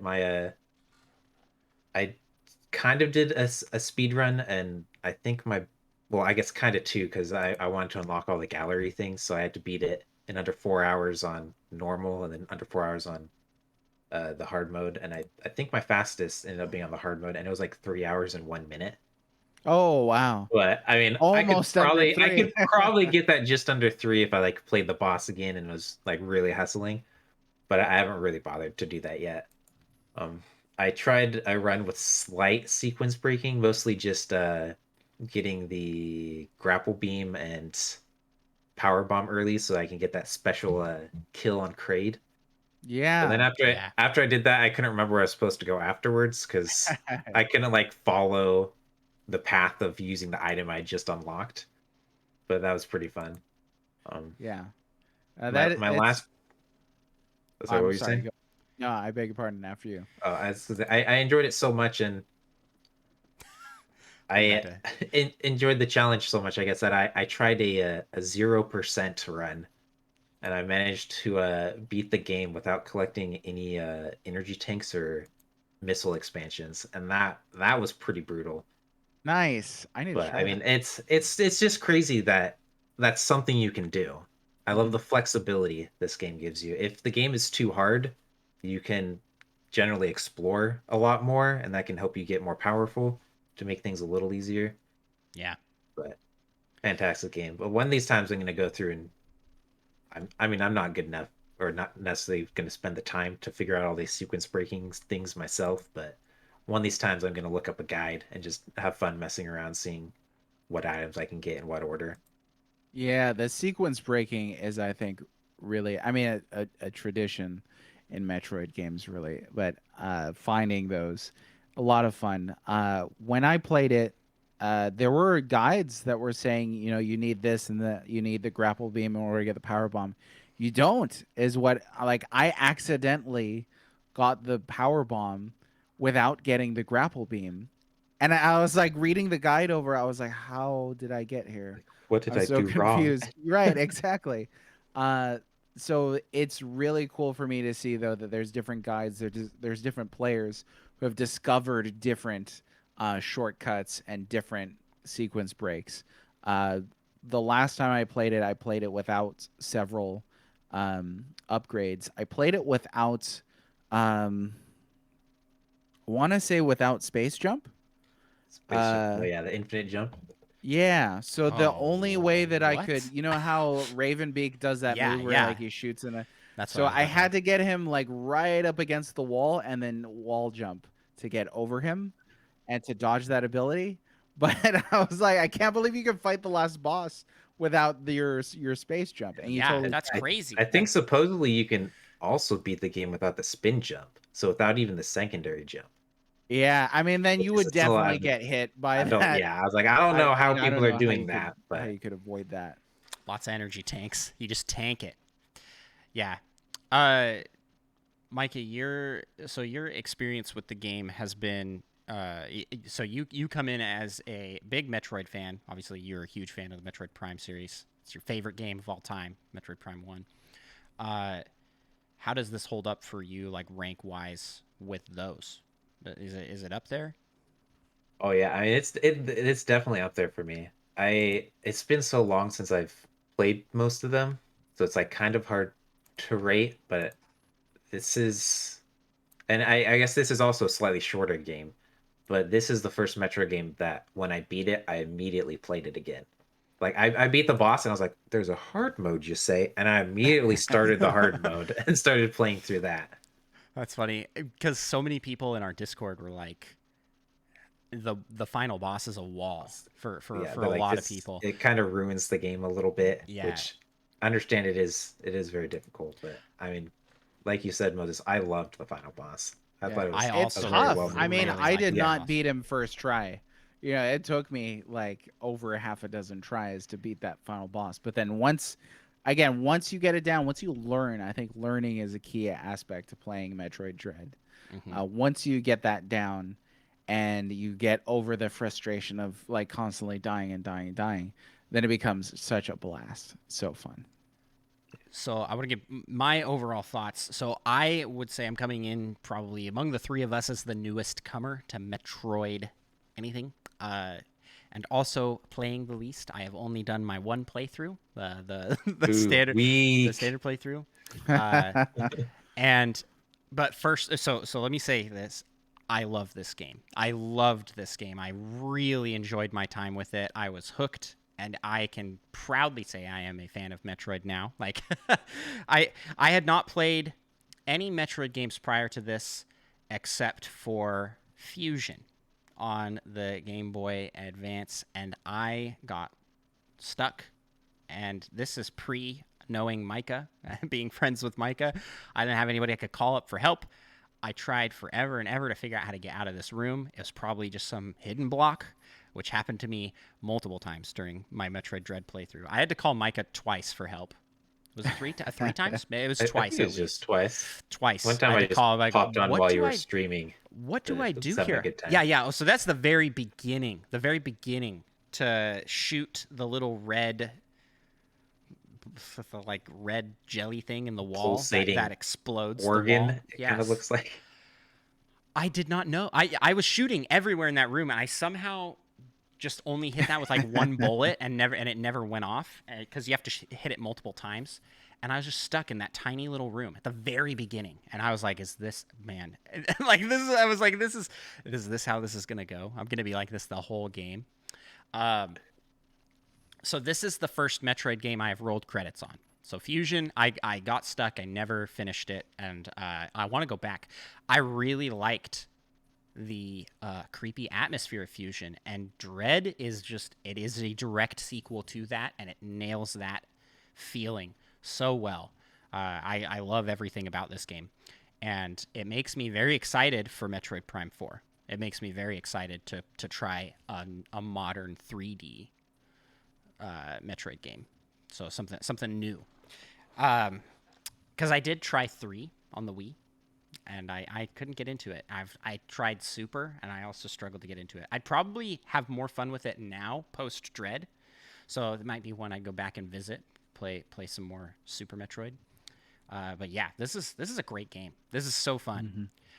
Overall, I really like everything. I think I gotta say the cinematics in this game are gorgeous. The game looks really good. The lighting is just incredible. And I was playing on the OLED. I was playing handheld on this really nice screen.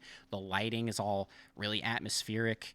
Probably my favorite parts of the game are when you successfully execute a counter in like a boss type battle, and you get rewarded with these really cool interactive cutscenes where you can still shoot. And Which I didn't realize the first time. I was like halfway through, and I same. just like was randomly hitting buttons and shot once, and I was just like, did I do that? Yeah, and then you realize that you can just like unload. And then you spam as fast as possible. You just unload your missile tank on these villains. The coolest one is I can't remember the boss's name. It's like Experiment Z15 something or other, and when you counter that, you jump onto it, and it like jumps into the background, wraps around this thing, and the whole time you're just like Samus is clinging on and just unloading into the thing's mouth with missiles. It is so cool. I understand why people love Samus's character so much now, because all I had really ever seen of her character was Smash Bros. And then memes from Other M, right? And they Other M, I feel like really did not do her character justice, based off like the story elements. But this game really captures the character without having to talk and without having to do a lot. It's very, you get a lot of this emotion, and with just facial expressions and with body language, which is very cool. They did a great job at telling a story visually instead of verbally. Mm-hmm. I feel like my favorite cutscene might actually just be like that first boss you fight. I can't remember. It's essentially a smaller version. The invisible guy? Yeah, the one that goes invisible. Mm-hmm. Just, I don't know what about, just like that first where it cuts to you, and Samus charges up a charge beam and then walks behind them, and then it turns around and she's like over there now. I don't know. I can't explain it well or do it justice, but that was just like Samus is in complete control of this fight. Yeah.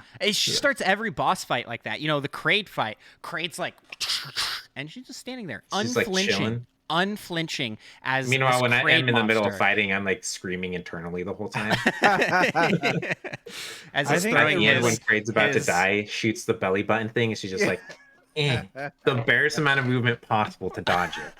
oh great. man, yeah, all these cool guys don't look at explosions kind of things. Like, yeah, they threw a bunch of those in. It really underscores that she's done this before, I think that was something special about Dread being further along in this story. Now that she's fought she's fought Kraid, I beg your pardon. She's fought Kraid several times already. So, she's like, Unfazed. been there. He was in Metroid 1, so. You know, that brings a question here that we got on Twitter from Andreas. Asks, do you think that Ridley will come back someday? And I In hope the so. next Prime game, I think so. I think he's been in all Prime games, not necessarily the final boss. Was he in 3? I don't remember. I yes, think he's so. definitely He in 3. became like the Okay. Omega with Phazon stuff. That's right. That's right. He's in the beginning, right Meta off the Ridley bat. was very cool too. Yeah, the robot Ridley. Yeah. Yeah, I feel like Yeah. we'll get some weird Really, like, I oh, love his Ridley his as clone an has enemy. come back. It's X Parasite Ridley, like that. Yeah. You know, you're gonna get something like that. Ridley, Something like that. he doesn't die. No. And then Andreas also asks, what was your favorite section in the game, and why? Micah, you want to take that one first? What was your favorite section of the game? I don't know. I liked all of it so much. I mean, like I mentioned, the last boss fight was just so good. I enjoyed that. It was kind of fun after that, just being so overpowered. I didn't realize until some of my later like playthroughs, you don't Yeah. have to shoot the enemies. You can just walk into them and they die. So I enjoy just messing around with that a little bit. That's like star power in Mario. Yeah, I mean, yeah, for real though. That I whole guess final boss segment, I probably, I think I might have to say that's my favorite part. I mean, so we're getting in major spoilers here, but you get to that elevator, you go up, and you have that conversation with Adam. All right, Adam is yeah, and he starts saying things that you're like, this guy's a bad guy. wait a second. yeah, yeah. So I'm still not 100% clear. Was it the whole time? Was Adam, Think it was the whole time. or was 'Cause, it I mean, just it's that end part as like a trickery type thing? It really makes you think. Like, well, I don't know. I yeah. don't I know. kind of assumed it was the whole time. It would make sense for it to be the whole time. Like the whole time he was leading you, but then it just makes me wonder. Like, what was this guy's plan? What was his plan? Was it just to awaken the powers that Samus had? Yeah, because he and had then he would clone instant kill you and stuff. robots. Yeah, I guess He right? had her in a chokehold. Yeah. Oh, and he Yeah, was gonna kill her too. So I guess he just needed her conscious long enough until she metamorphosized, Yeah, and then because it seemed like he he could was harvest her DNA, right? Yeah. I yeah, guess. something like that. Yeah, because Bad it plan. seemed like he was going to kill her, and then she showed her Metroid powers, and he's like, oh, wait a second, I should let this finish up before I do that, Hmm. and then I can make an almighty clone army, essentially. Yeah, but then, I mean, this guy just had a terrible plan here. Because like as part of his plan, he opens the doors and just lets the X parasite just take over the whole planet. Like, what is that gonna do? Comes back to bite him in the butt, quite literally. Yeah. He gets turned into a big freaky monster. When that happened, did you guys think, oh man, another phase? We're going into phase I 5. did. I was Yeah. hoping. I was like, oh man, this could be an incredible phase. And then So I you was a just little sad by what happened, but obliterate him. Like there's absolutely like he's gone. Like there's nothing left of him.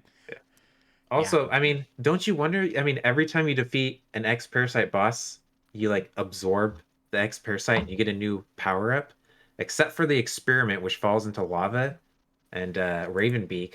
What would the power up have been? What? I mean, these things keep me up at night.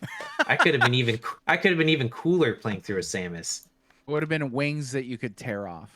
That's what it would have been. That was so I was cool. wondering, are those like his real actual wings? I or like... have no idea if Chozo have actual wings or not, but that moment might have been my favorite moment in the game, when I'm just like, oh, cool, one winged angel status. He's got one black wing, and then he just reaches over and rips his own wing off, and I was like, And that's when you know, I mean, he's used to being in complete control. He's not messing around. no, yeah, That was so intense. I was like, that was pretty cool. I'm going to die. That's where It was scary. Yeah, he is an intimidating boss. Man, that whole end game segment is so good. Yeah. You know what I think is really the best thing about Ravenbeak? I mean, obviously he's cool. He's frightening, and you want that from a villain. But I think what the series really needed, and that's why it was like it's kind of a shame that he's already gone. Although obviously they could bring them back, like we were talking about Ridley, but the series really needed an overarching villain, and he, we're told he had his hands in the series as far back as Metroid 2. He's like, we were gonna take the Metroids, and then you went and exterminated all of them on this one planet, and then we discovered there was one left, and then you turned it in, and so on and so forth. So he's kind of been pursuing Samus throughout her career, and I think just having a character like that ties the games together in a new way. So I would be down to see them bring back, Ravenbeak, whether that be this is meta Ravenbeak, this is X Parasite Ravenbeak, this is Phazon, whatever they got to do.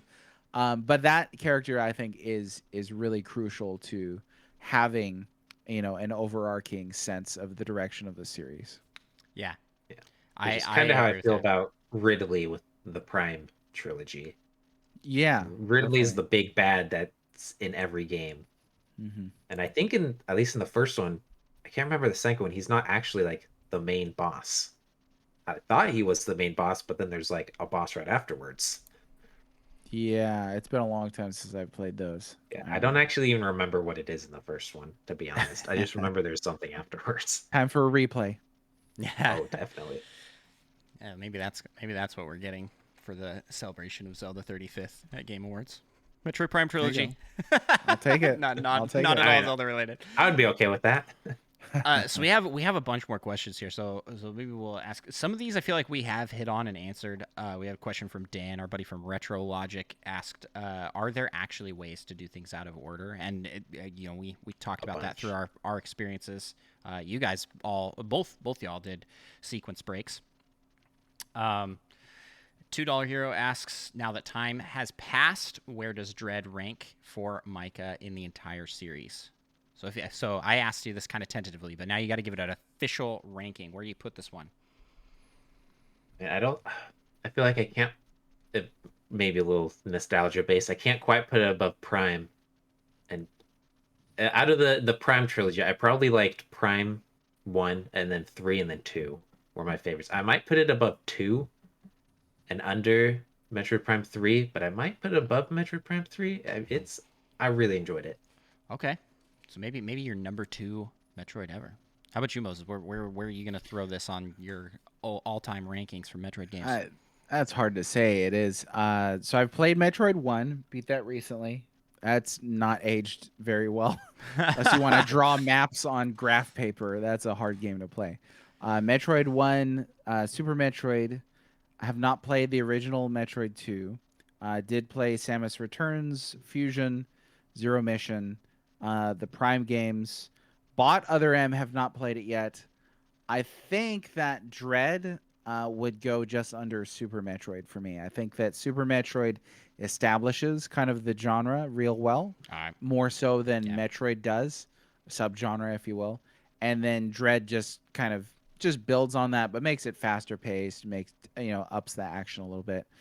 Dread is excellent, but I think that it's been many years since Super Metroid came out, and people are still discussing that game, studying that game, speed running through that game.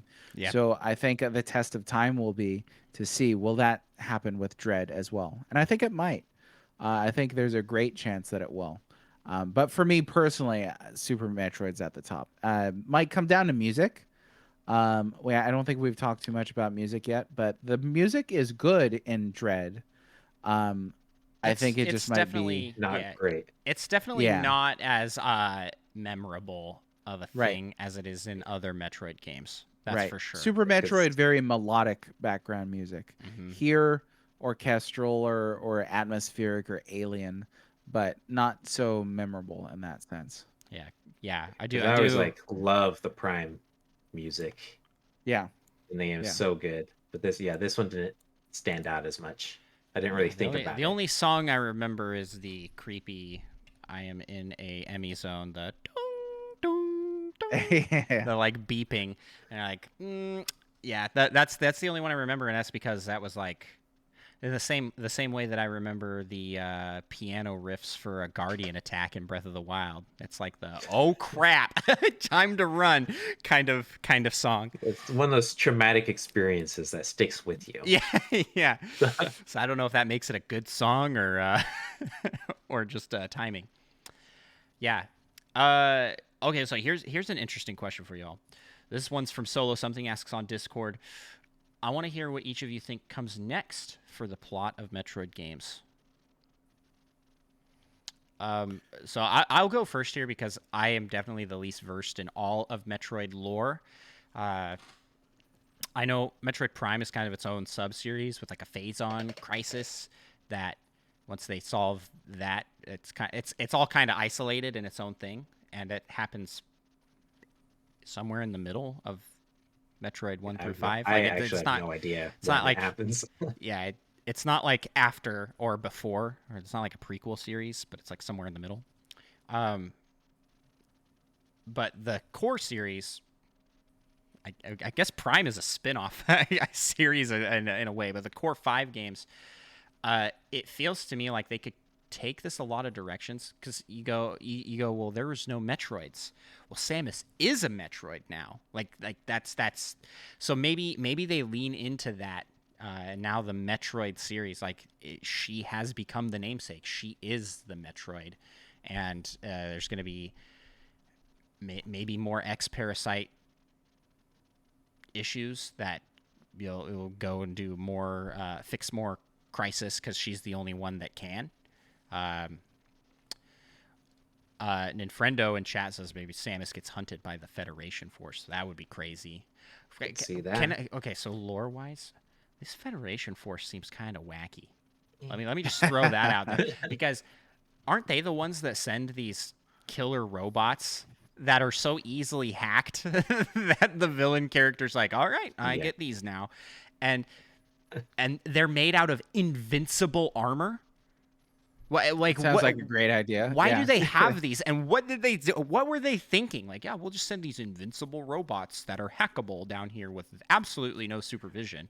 Like, someone needs to cut funding to the Federation science programs. That's all I'm saying. Well, yeah. Well, they just need a little more money put into cybersecurity and whatnot. Cybersecurity. Invincible armor. That's going to be the next game. Metroid cybersecurity. You become a hacker, white hat hacker to defend the Federation or something. Yeah, they send Samus into the digital world. That's what we're gonna... Oh, please don't let me be in charge of the plot. That's all I'm saying. What do you guys think we'll see for the future of the series? I feel like I kind of mentioned it a little bit earlier. I would be interested to know a little more about biologically what's happening. Mm-hmm. Are we going to see that metamorphosis again? I mean, that crab suit was super cool. I would love to see the call it the green crab Metroid suit. The crab suit. That's literally what I thought too. It's like very crustaceous. Like, right. Like when she pops up, you're like, oh, ooh, I kind of want to use that eventually. So we'll see. I don't know.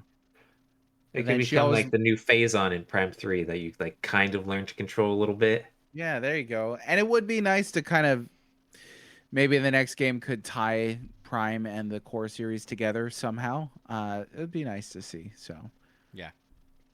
Well, yeah. I mean, I think it's kind of mentioned that this is like the end to at least this first kind of arc.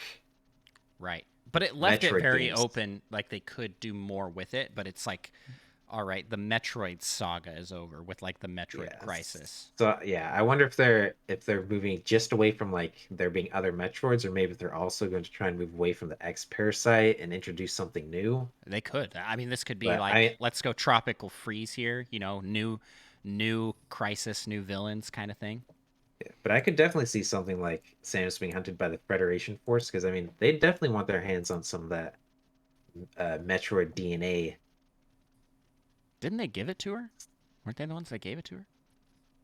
It was like a vaccination, right, or something. Or yeah. How is she the only one that has that? They're like, we only made one. Who knows? Well, you might also need that Chozo DNA for it to not just kill you. That's true. Yeah. Because there's, I can't remember the two tribes the one tribe was good at controlling the Metroid. So I think if she didn't have that, it probably would have taken over completely, which Mhm. it kind of almost did at the end of Dread Yeah. a little bit. Um. So that ending where the X parasite, was talking about this earlier, was like it was like, what happened? I do not Like, understand. why?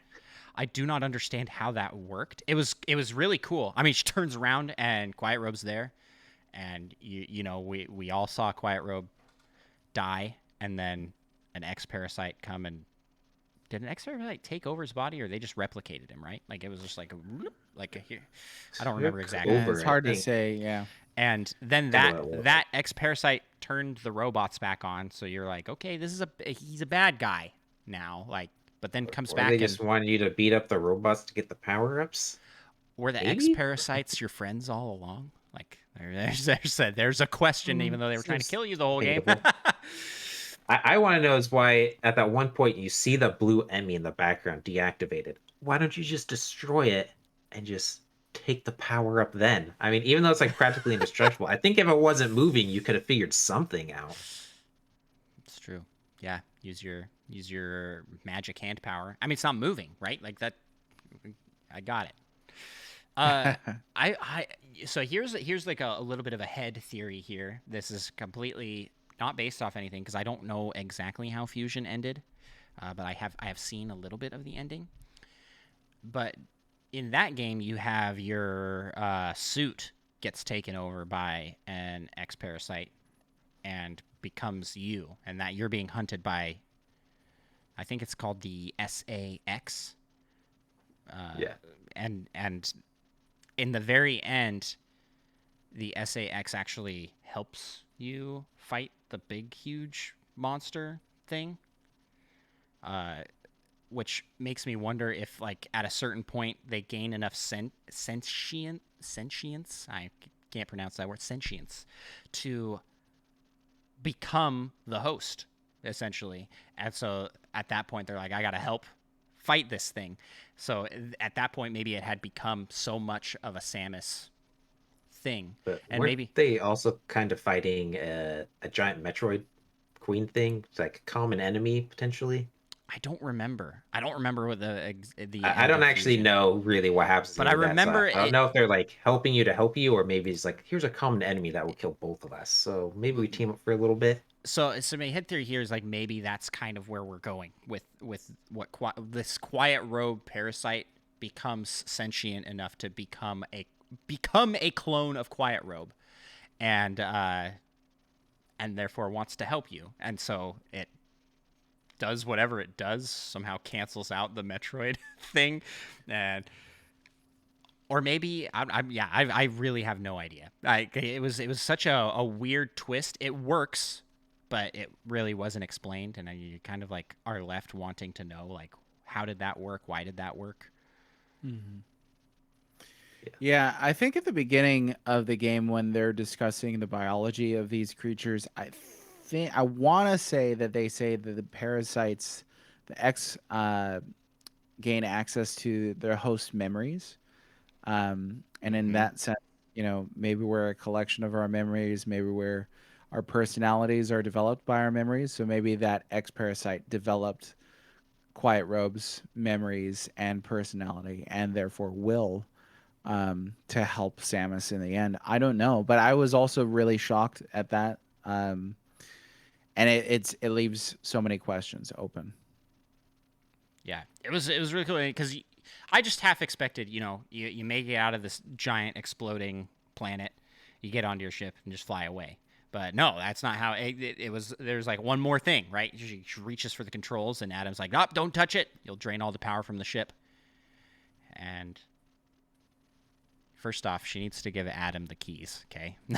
Why doesn't he have keys to the ship to be able to fly away without without her controlling it? Who knows? But the one more thing being the Quiet Robe being there to be able to fix that problem right at the end, and he definitely seemed to have be self-aware. I am Quiet Robe ish. Yeah, he seemed very quiet robe in that moment. Yeah. So yeah, it was kind of like my headcanon that quiet robe was just so cool that the ex parasite essentially took over his body. But then as time went on, quiet robe's mind kind of took over the ex parasite. Yeah. But I mean, I have no idea. Yeah.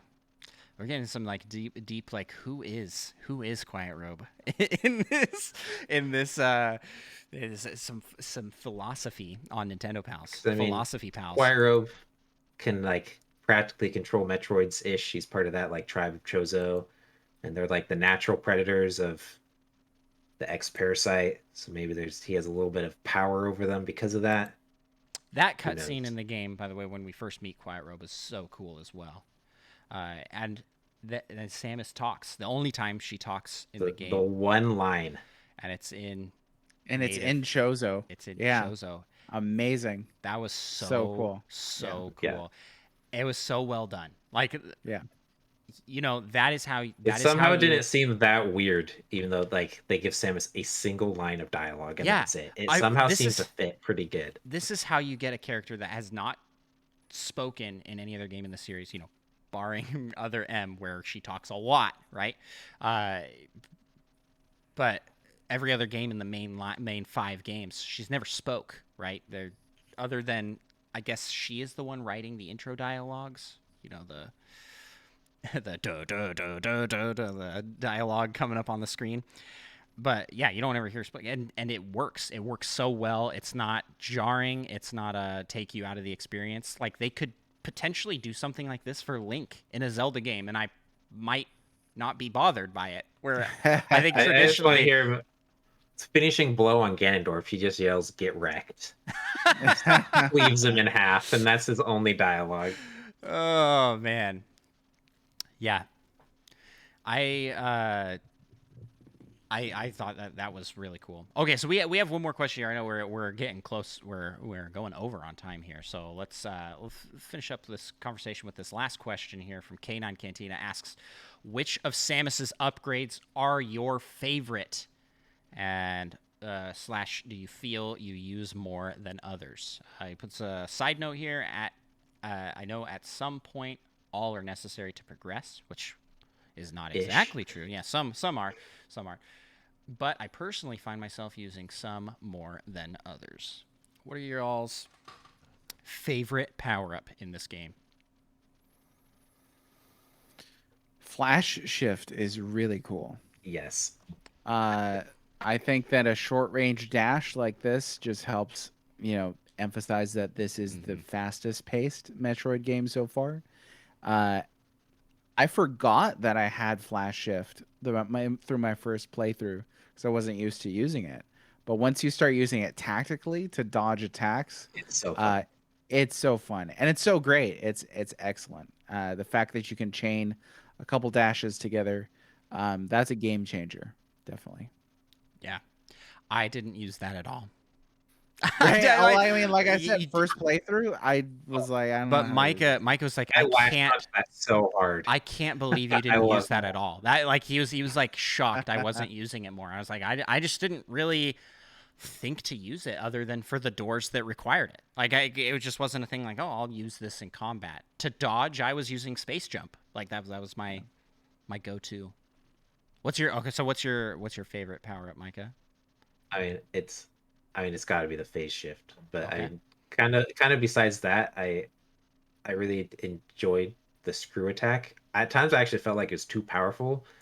Once you get it, you just like run through rooms and just like screw attack into enemies, and like Destroy. everything dies. Yeah, yeah. It was really overpowered.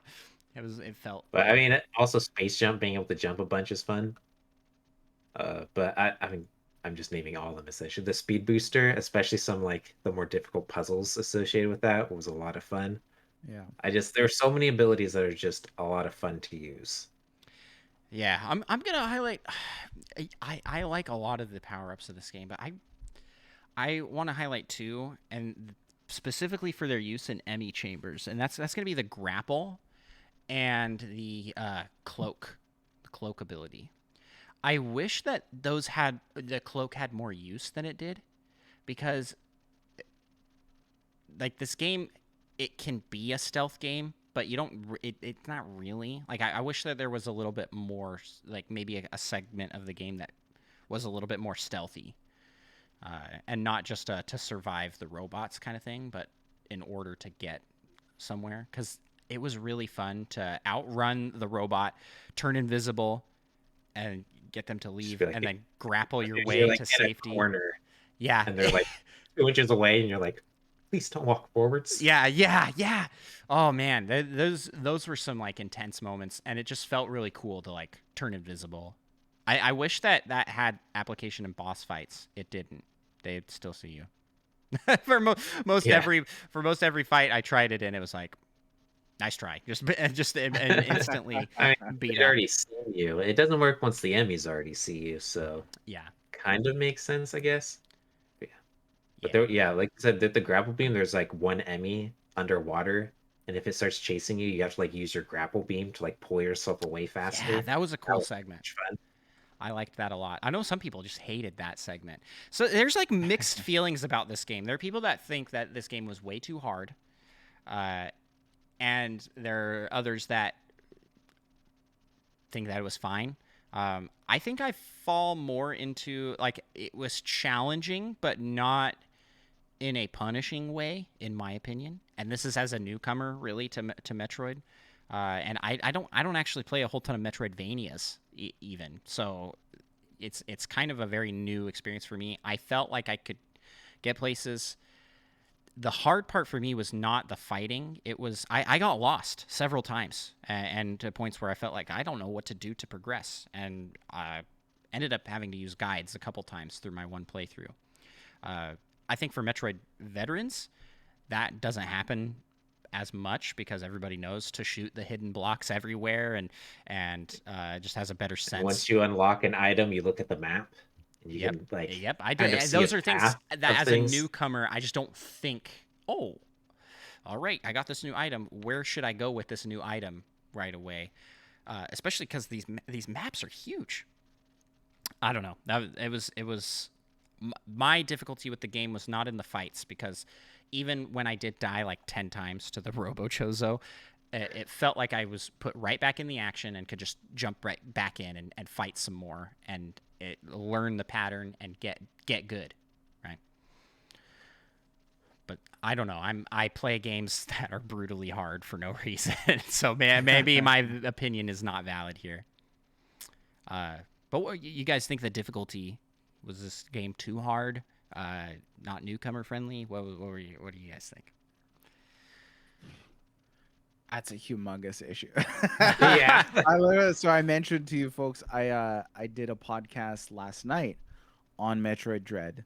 We talked for 2 hours, virtually entirely about just difficulty, the difference between difficulty and accessibility, what developers can do to mitigate difficulty, what they can do to be candid about difficulty, um, what they can do to create more agency for players so that players can choose the kind of difficulty that they want and understand what that means in the context of the game.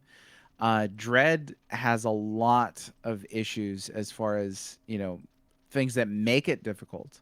Even if you just scaled. So, Micah, since you played hard mode, you know that hard mode just scales up, right? You Yeah. take more damage, enemies, have more life. If you scale that down for an easy mode where, you've got more life and enemies take more damage, does that really make the game easier? It's still very fast paced. There's still a reliance upon reflex based, timing based counterattacks. They're still getting lost in large areas. There's still enemies that will insta kill you. So it's difficult to say how they could have crafted the difficulty differently in Dread. But I do think it's a hard game. I think it's one of the harder Metroid games. But Yeah. Okay. not the hardest Metroidvania. I had a harder time with Hollow Knight, but Yeah, I'd say Hollow Knight's harder than this for sure. Hollow Knight For is sure. pretty difficult. Yeah. So And people love that game, so I don't right. know. Yeah. Well, that one wasn't $60, Andros. Like, okay, Well, I mean, let's not get into that. complain how like Metroid Dread is a Castlevania kind of game. Obviously, Metroid. It's It's more. gonna be $60. Wait. Did you It's say no Castlevania? Did you say Metroid. Castlevania? Did I say? I might have said You did. It's a Castlevania. Castlevania-like game. Metroidvania I was about like to make game. the joke. Oh, well, it's more Metroid than it is Vania. That's all. But I mean, people are like, yeah, it should be $20 like Hollow Knight. It's like, no, Hollow Knight should be $60. Hollow Knight is a $60 game. Right. They're getting it backwards, right? You're saying that Yeah. Dredge should be a $20 game. It's like, no, you said it perfectly. Well, the other thing is too, Hollow Knight didn't create an entire subgenre. Yeah, they don't. Yeah. Metroid did.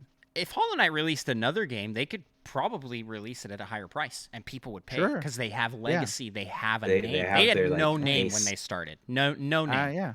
Team Cherry, right? Yeah. They had to, it's an they had to indie release game, it yeah. at the indie game price. I don't think indie developers necessarily want to do that. They can do it because they have smaller teams, right? You've talked with a lot of indie devs in your cast, so you probably could speak to that a little bit more than us. But I've, as someone who has worked on indie games, it's like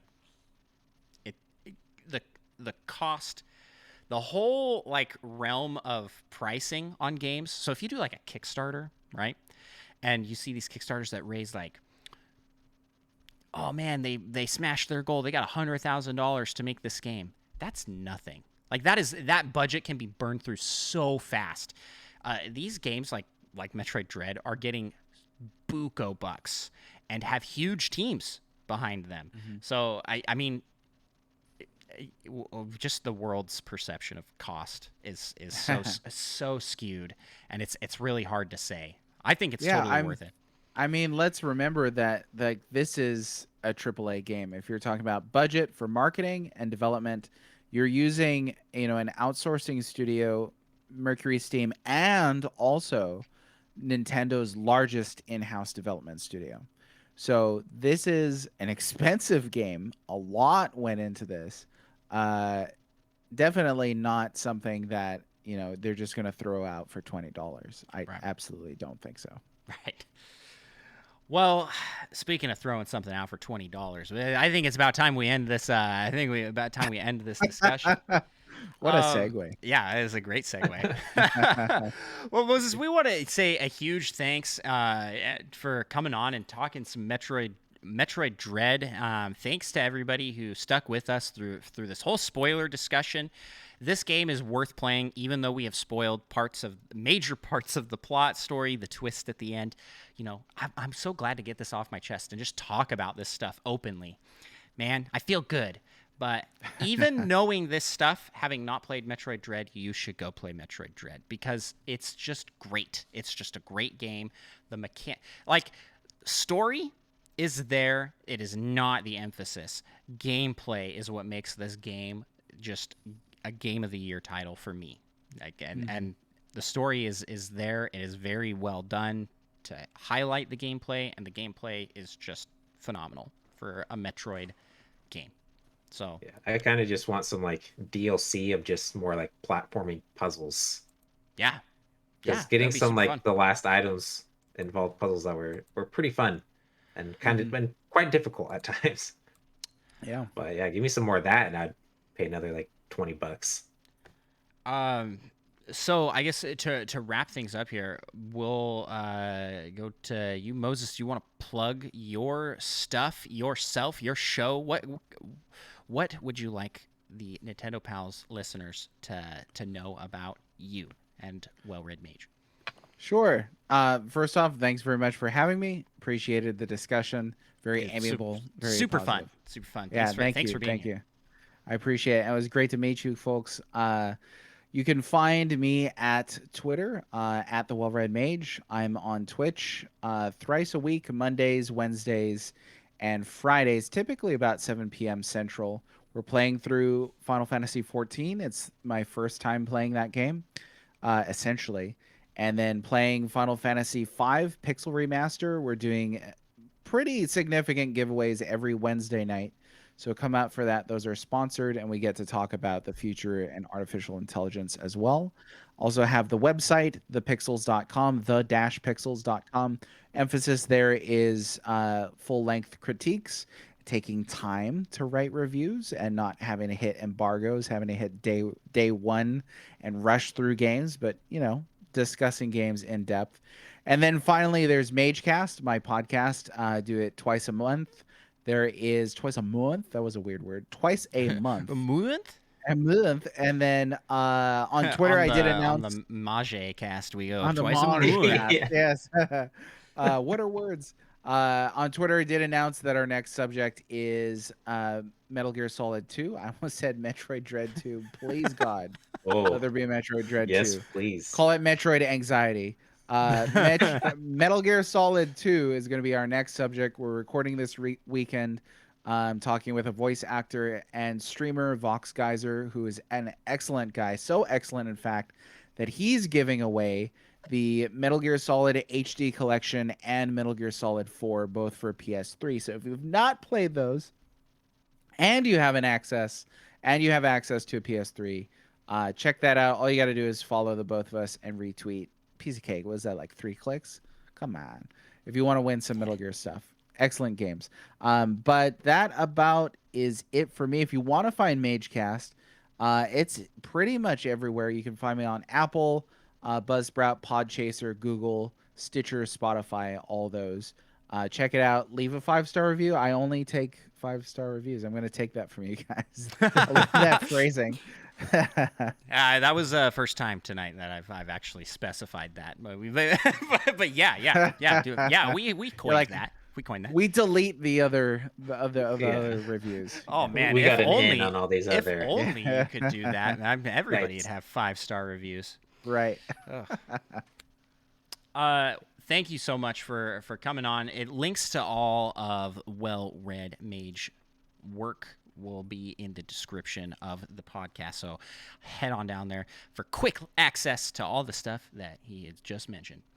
And if you're wanting quick access to Nintendo Pal stuff, links to all that are down below in the description. We are on Twitch. We're on Discord. We have a Discord. Please jump in. You want to be a part of these awesome community questions. We have great discussions over there. It's a great time. And we're also on TikTok at Nintendo Pals Podcast, Instagram at Nintendo Pals Podcast, Twitter at Nintendo Pals, and YouTube. Now, YouTube, we're trying to do a strong push for right now. We're putting up at least one video a week, and so hopefully we can get more going on that. We're very close to 100 subs on there. I know we haven't put as much focus there as we have on our other platforms, so it's a little small, but we can get big with y'all's help. So hop on over to YouTube and give us a sub and ring the bell so you can see all the sweet content coming. It's so weird. Okay, can I just real talk with you here, Moses, as another content creator and with the people listening still? What does subbing on YouTube do if you don't get notifications for this? I don't understand what the point is. I mean, I get the point because it does help you show up higher in rankings and stuff. But why are you? It's so you can help a creator without having to be annoyed by all their new videos. I guess so, but okay, but our videos aren't annoying. So ring the bell. That's what I'm saying. Man, I just can't believe that. Like, it's a subscription. What they need to change the name to something else. Maybe it should be follows like Twitch does. Yeah. But definitely hop on there. We're just growing all over the place, and it's all thanks to the listeners out there, to everybody coming in, to everybody, even if you're not going in and clicking on stuff. Appreciate you just taking a listen. Appreciate you doing that stuff. But if you want to be an absolute hero, if you want to be the Raven's beak of podcasting and rip off those wings and just be real cool, you'll go follow all those things. That's all I'm saying. I'm not quite sure I followed that logic, but yeah, okay. I try, you know. And I guess with that, you know, let's close out the show here. Got our outro going. So, last thing, just a reminder, please leave us a 5-star review. It really does help the show out. We like I said, we have gone up in the rankings so much in Nintendo Podcast. We want to take over and become the best Nintendo podcast in the world. And we can only do that with your help. So thanks so much for that. With that, we'll do a closing remark here by Moses. Too many kids. don't have too many kids if you're Nintendo. Oh, that's fantastic. Being a parent's awesome. Up to a point, apparently. Once you hit 30, 40, you got too many kids. Double digits. We'll talk to y'all next week. Have a great night. Bye-bye.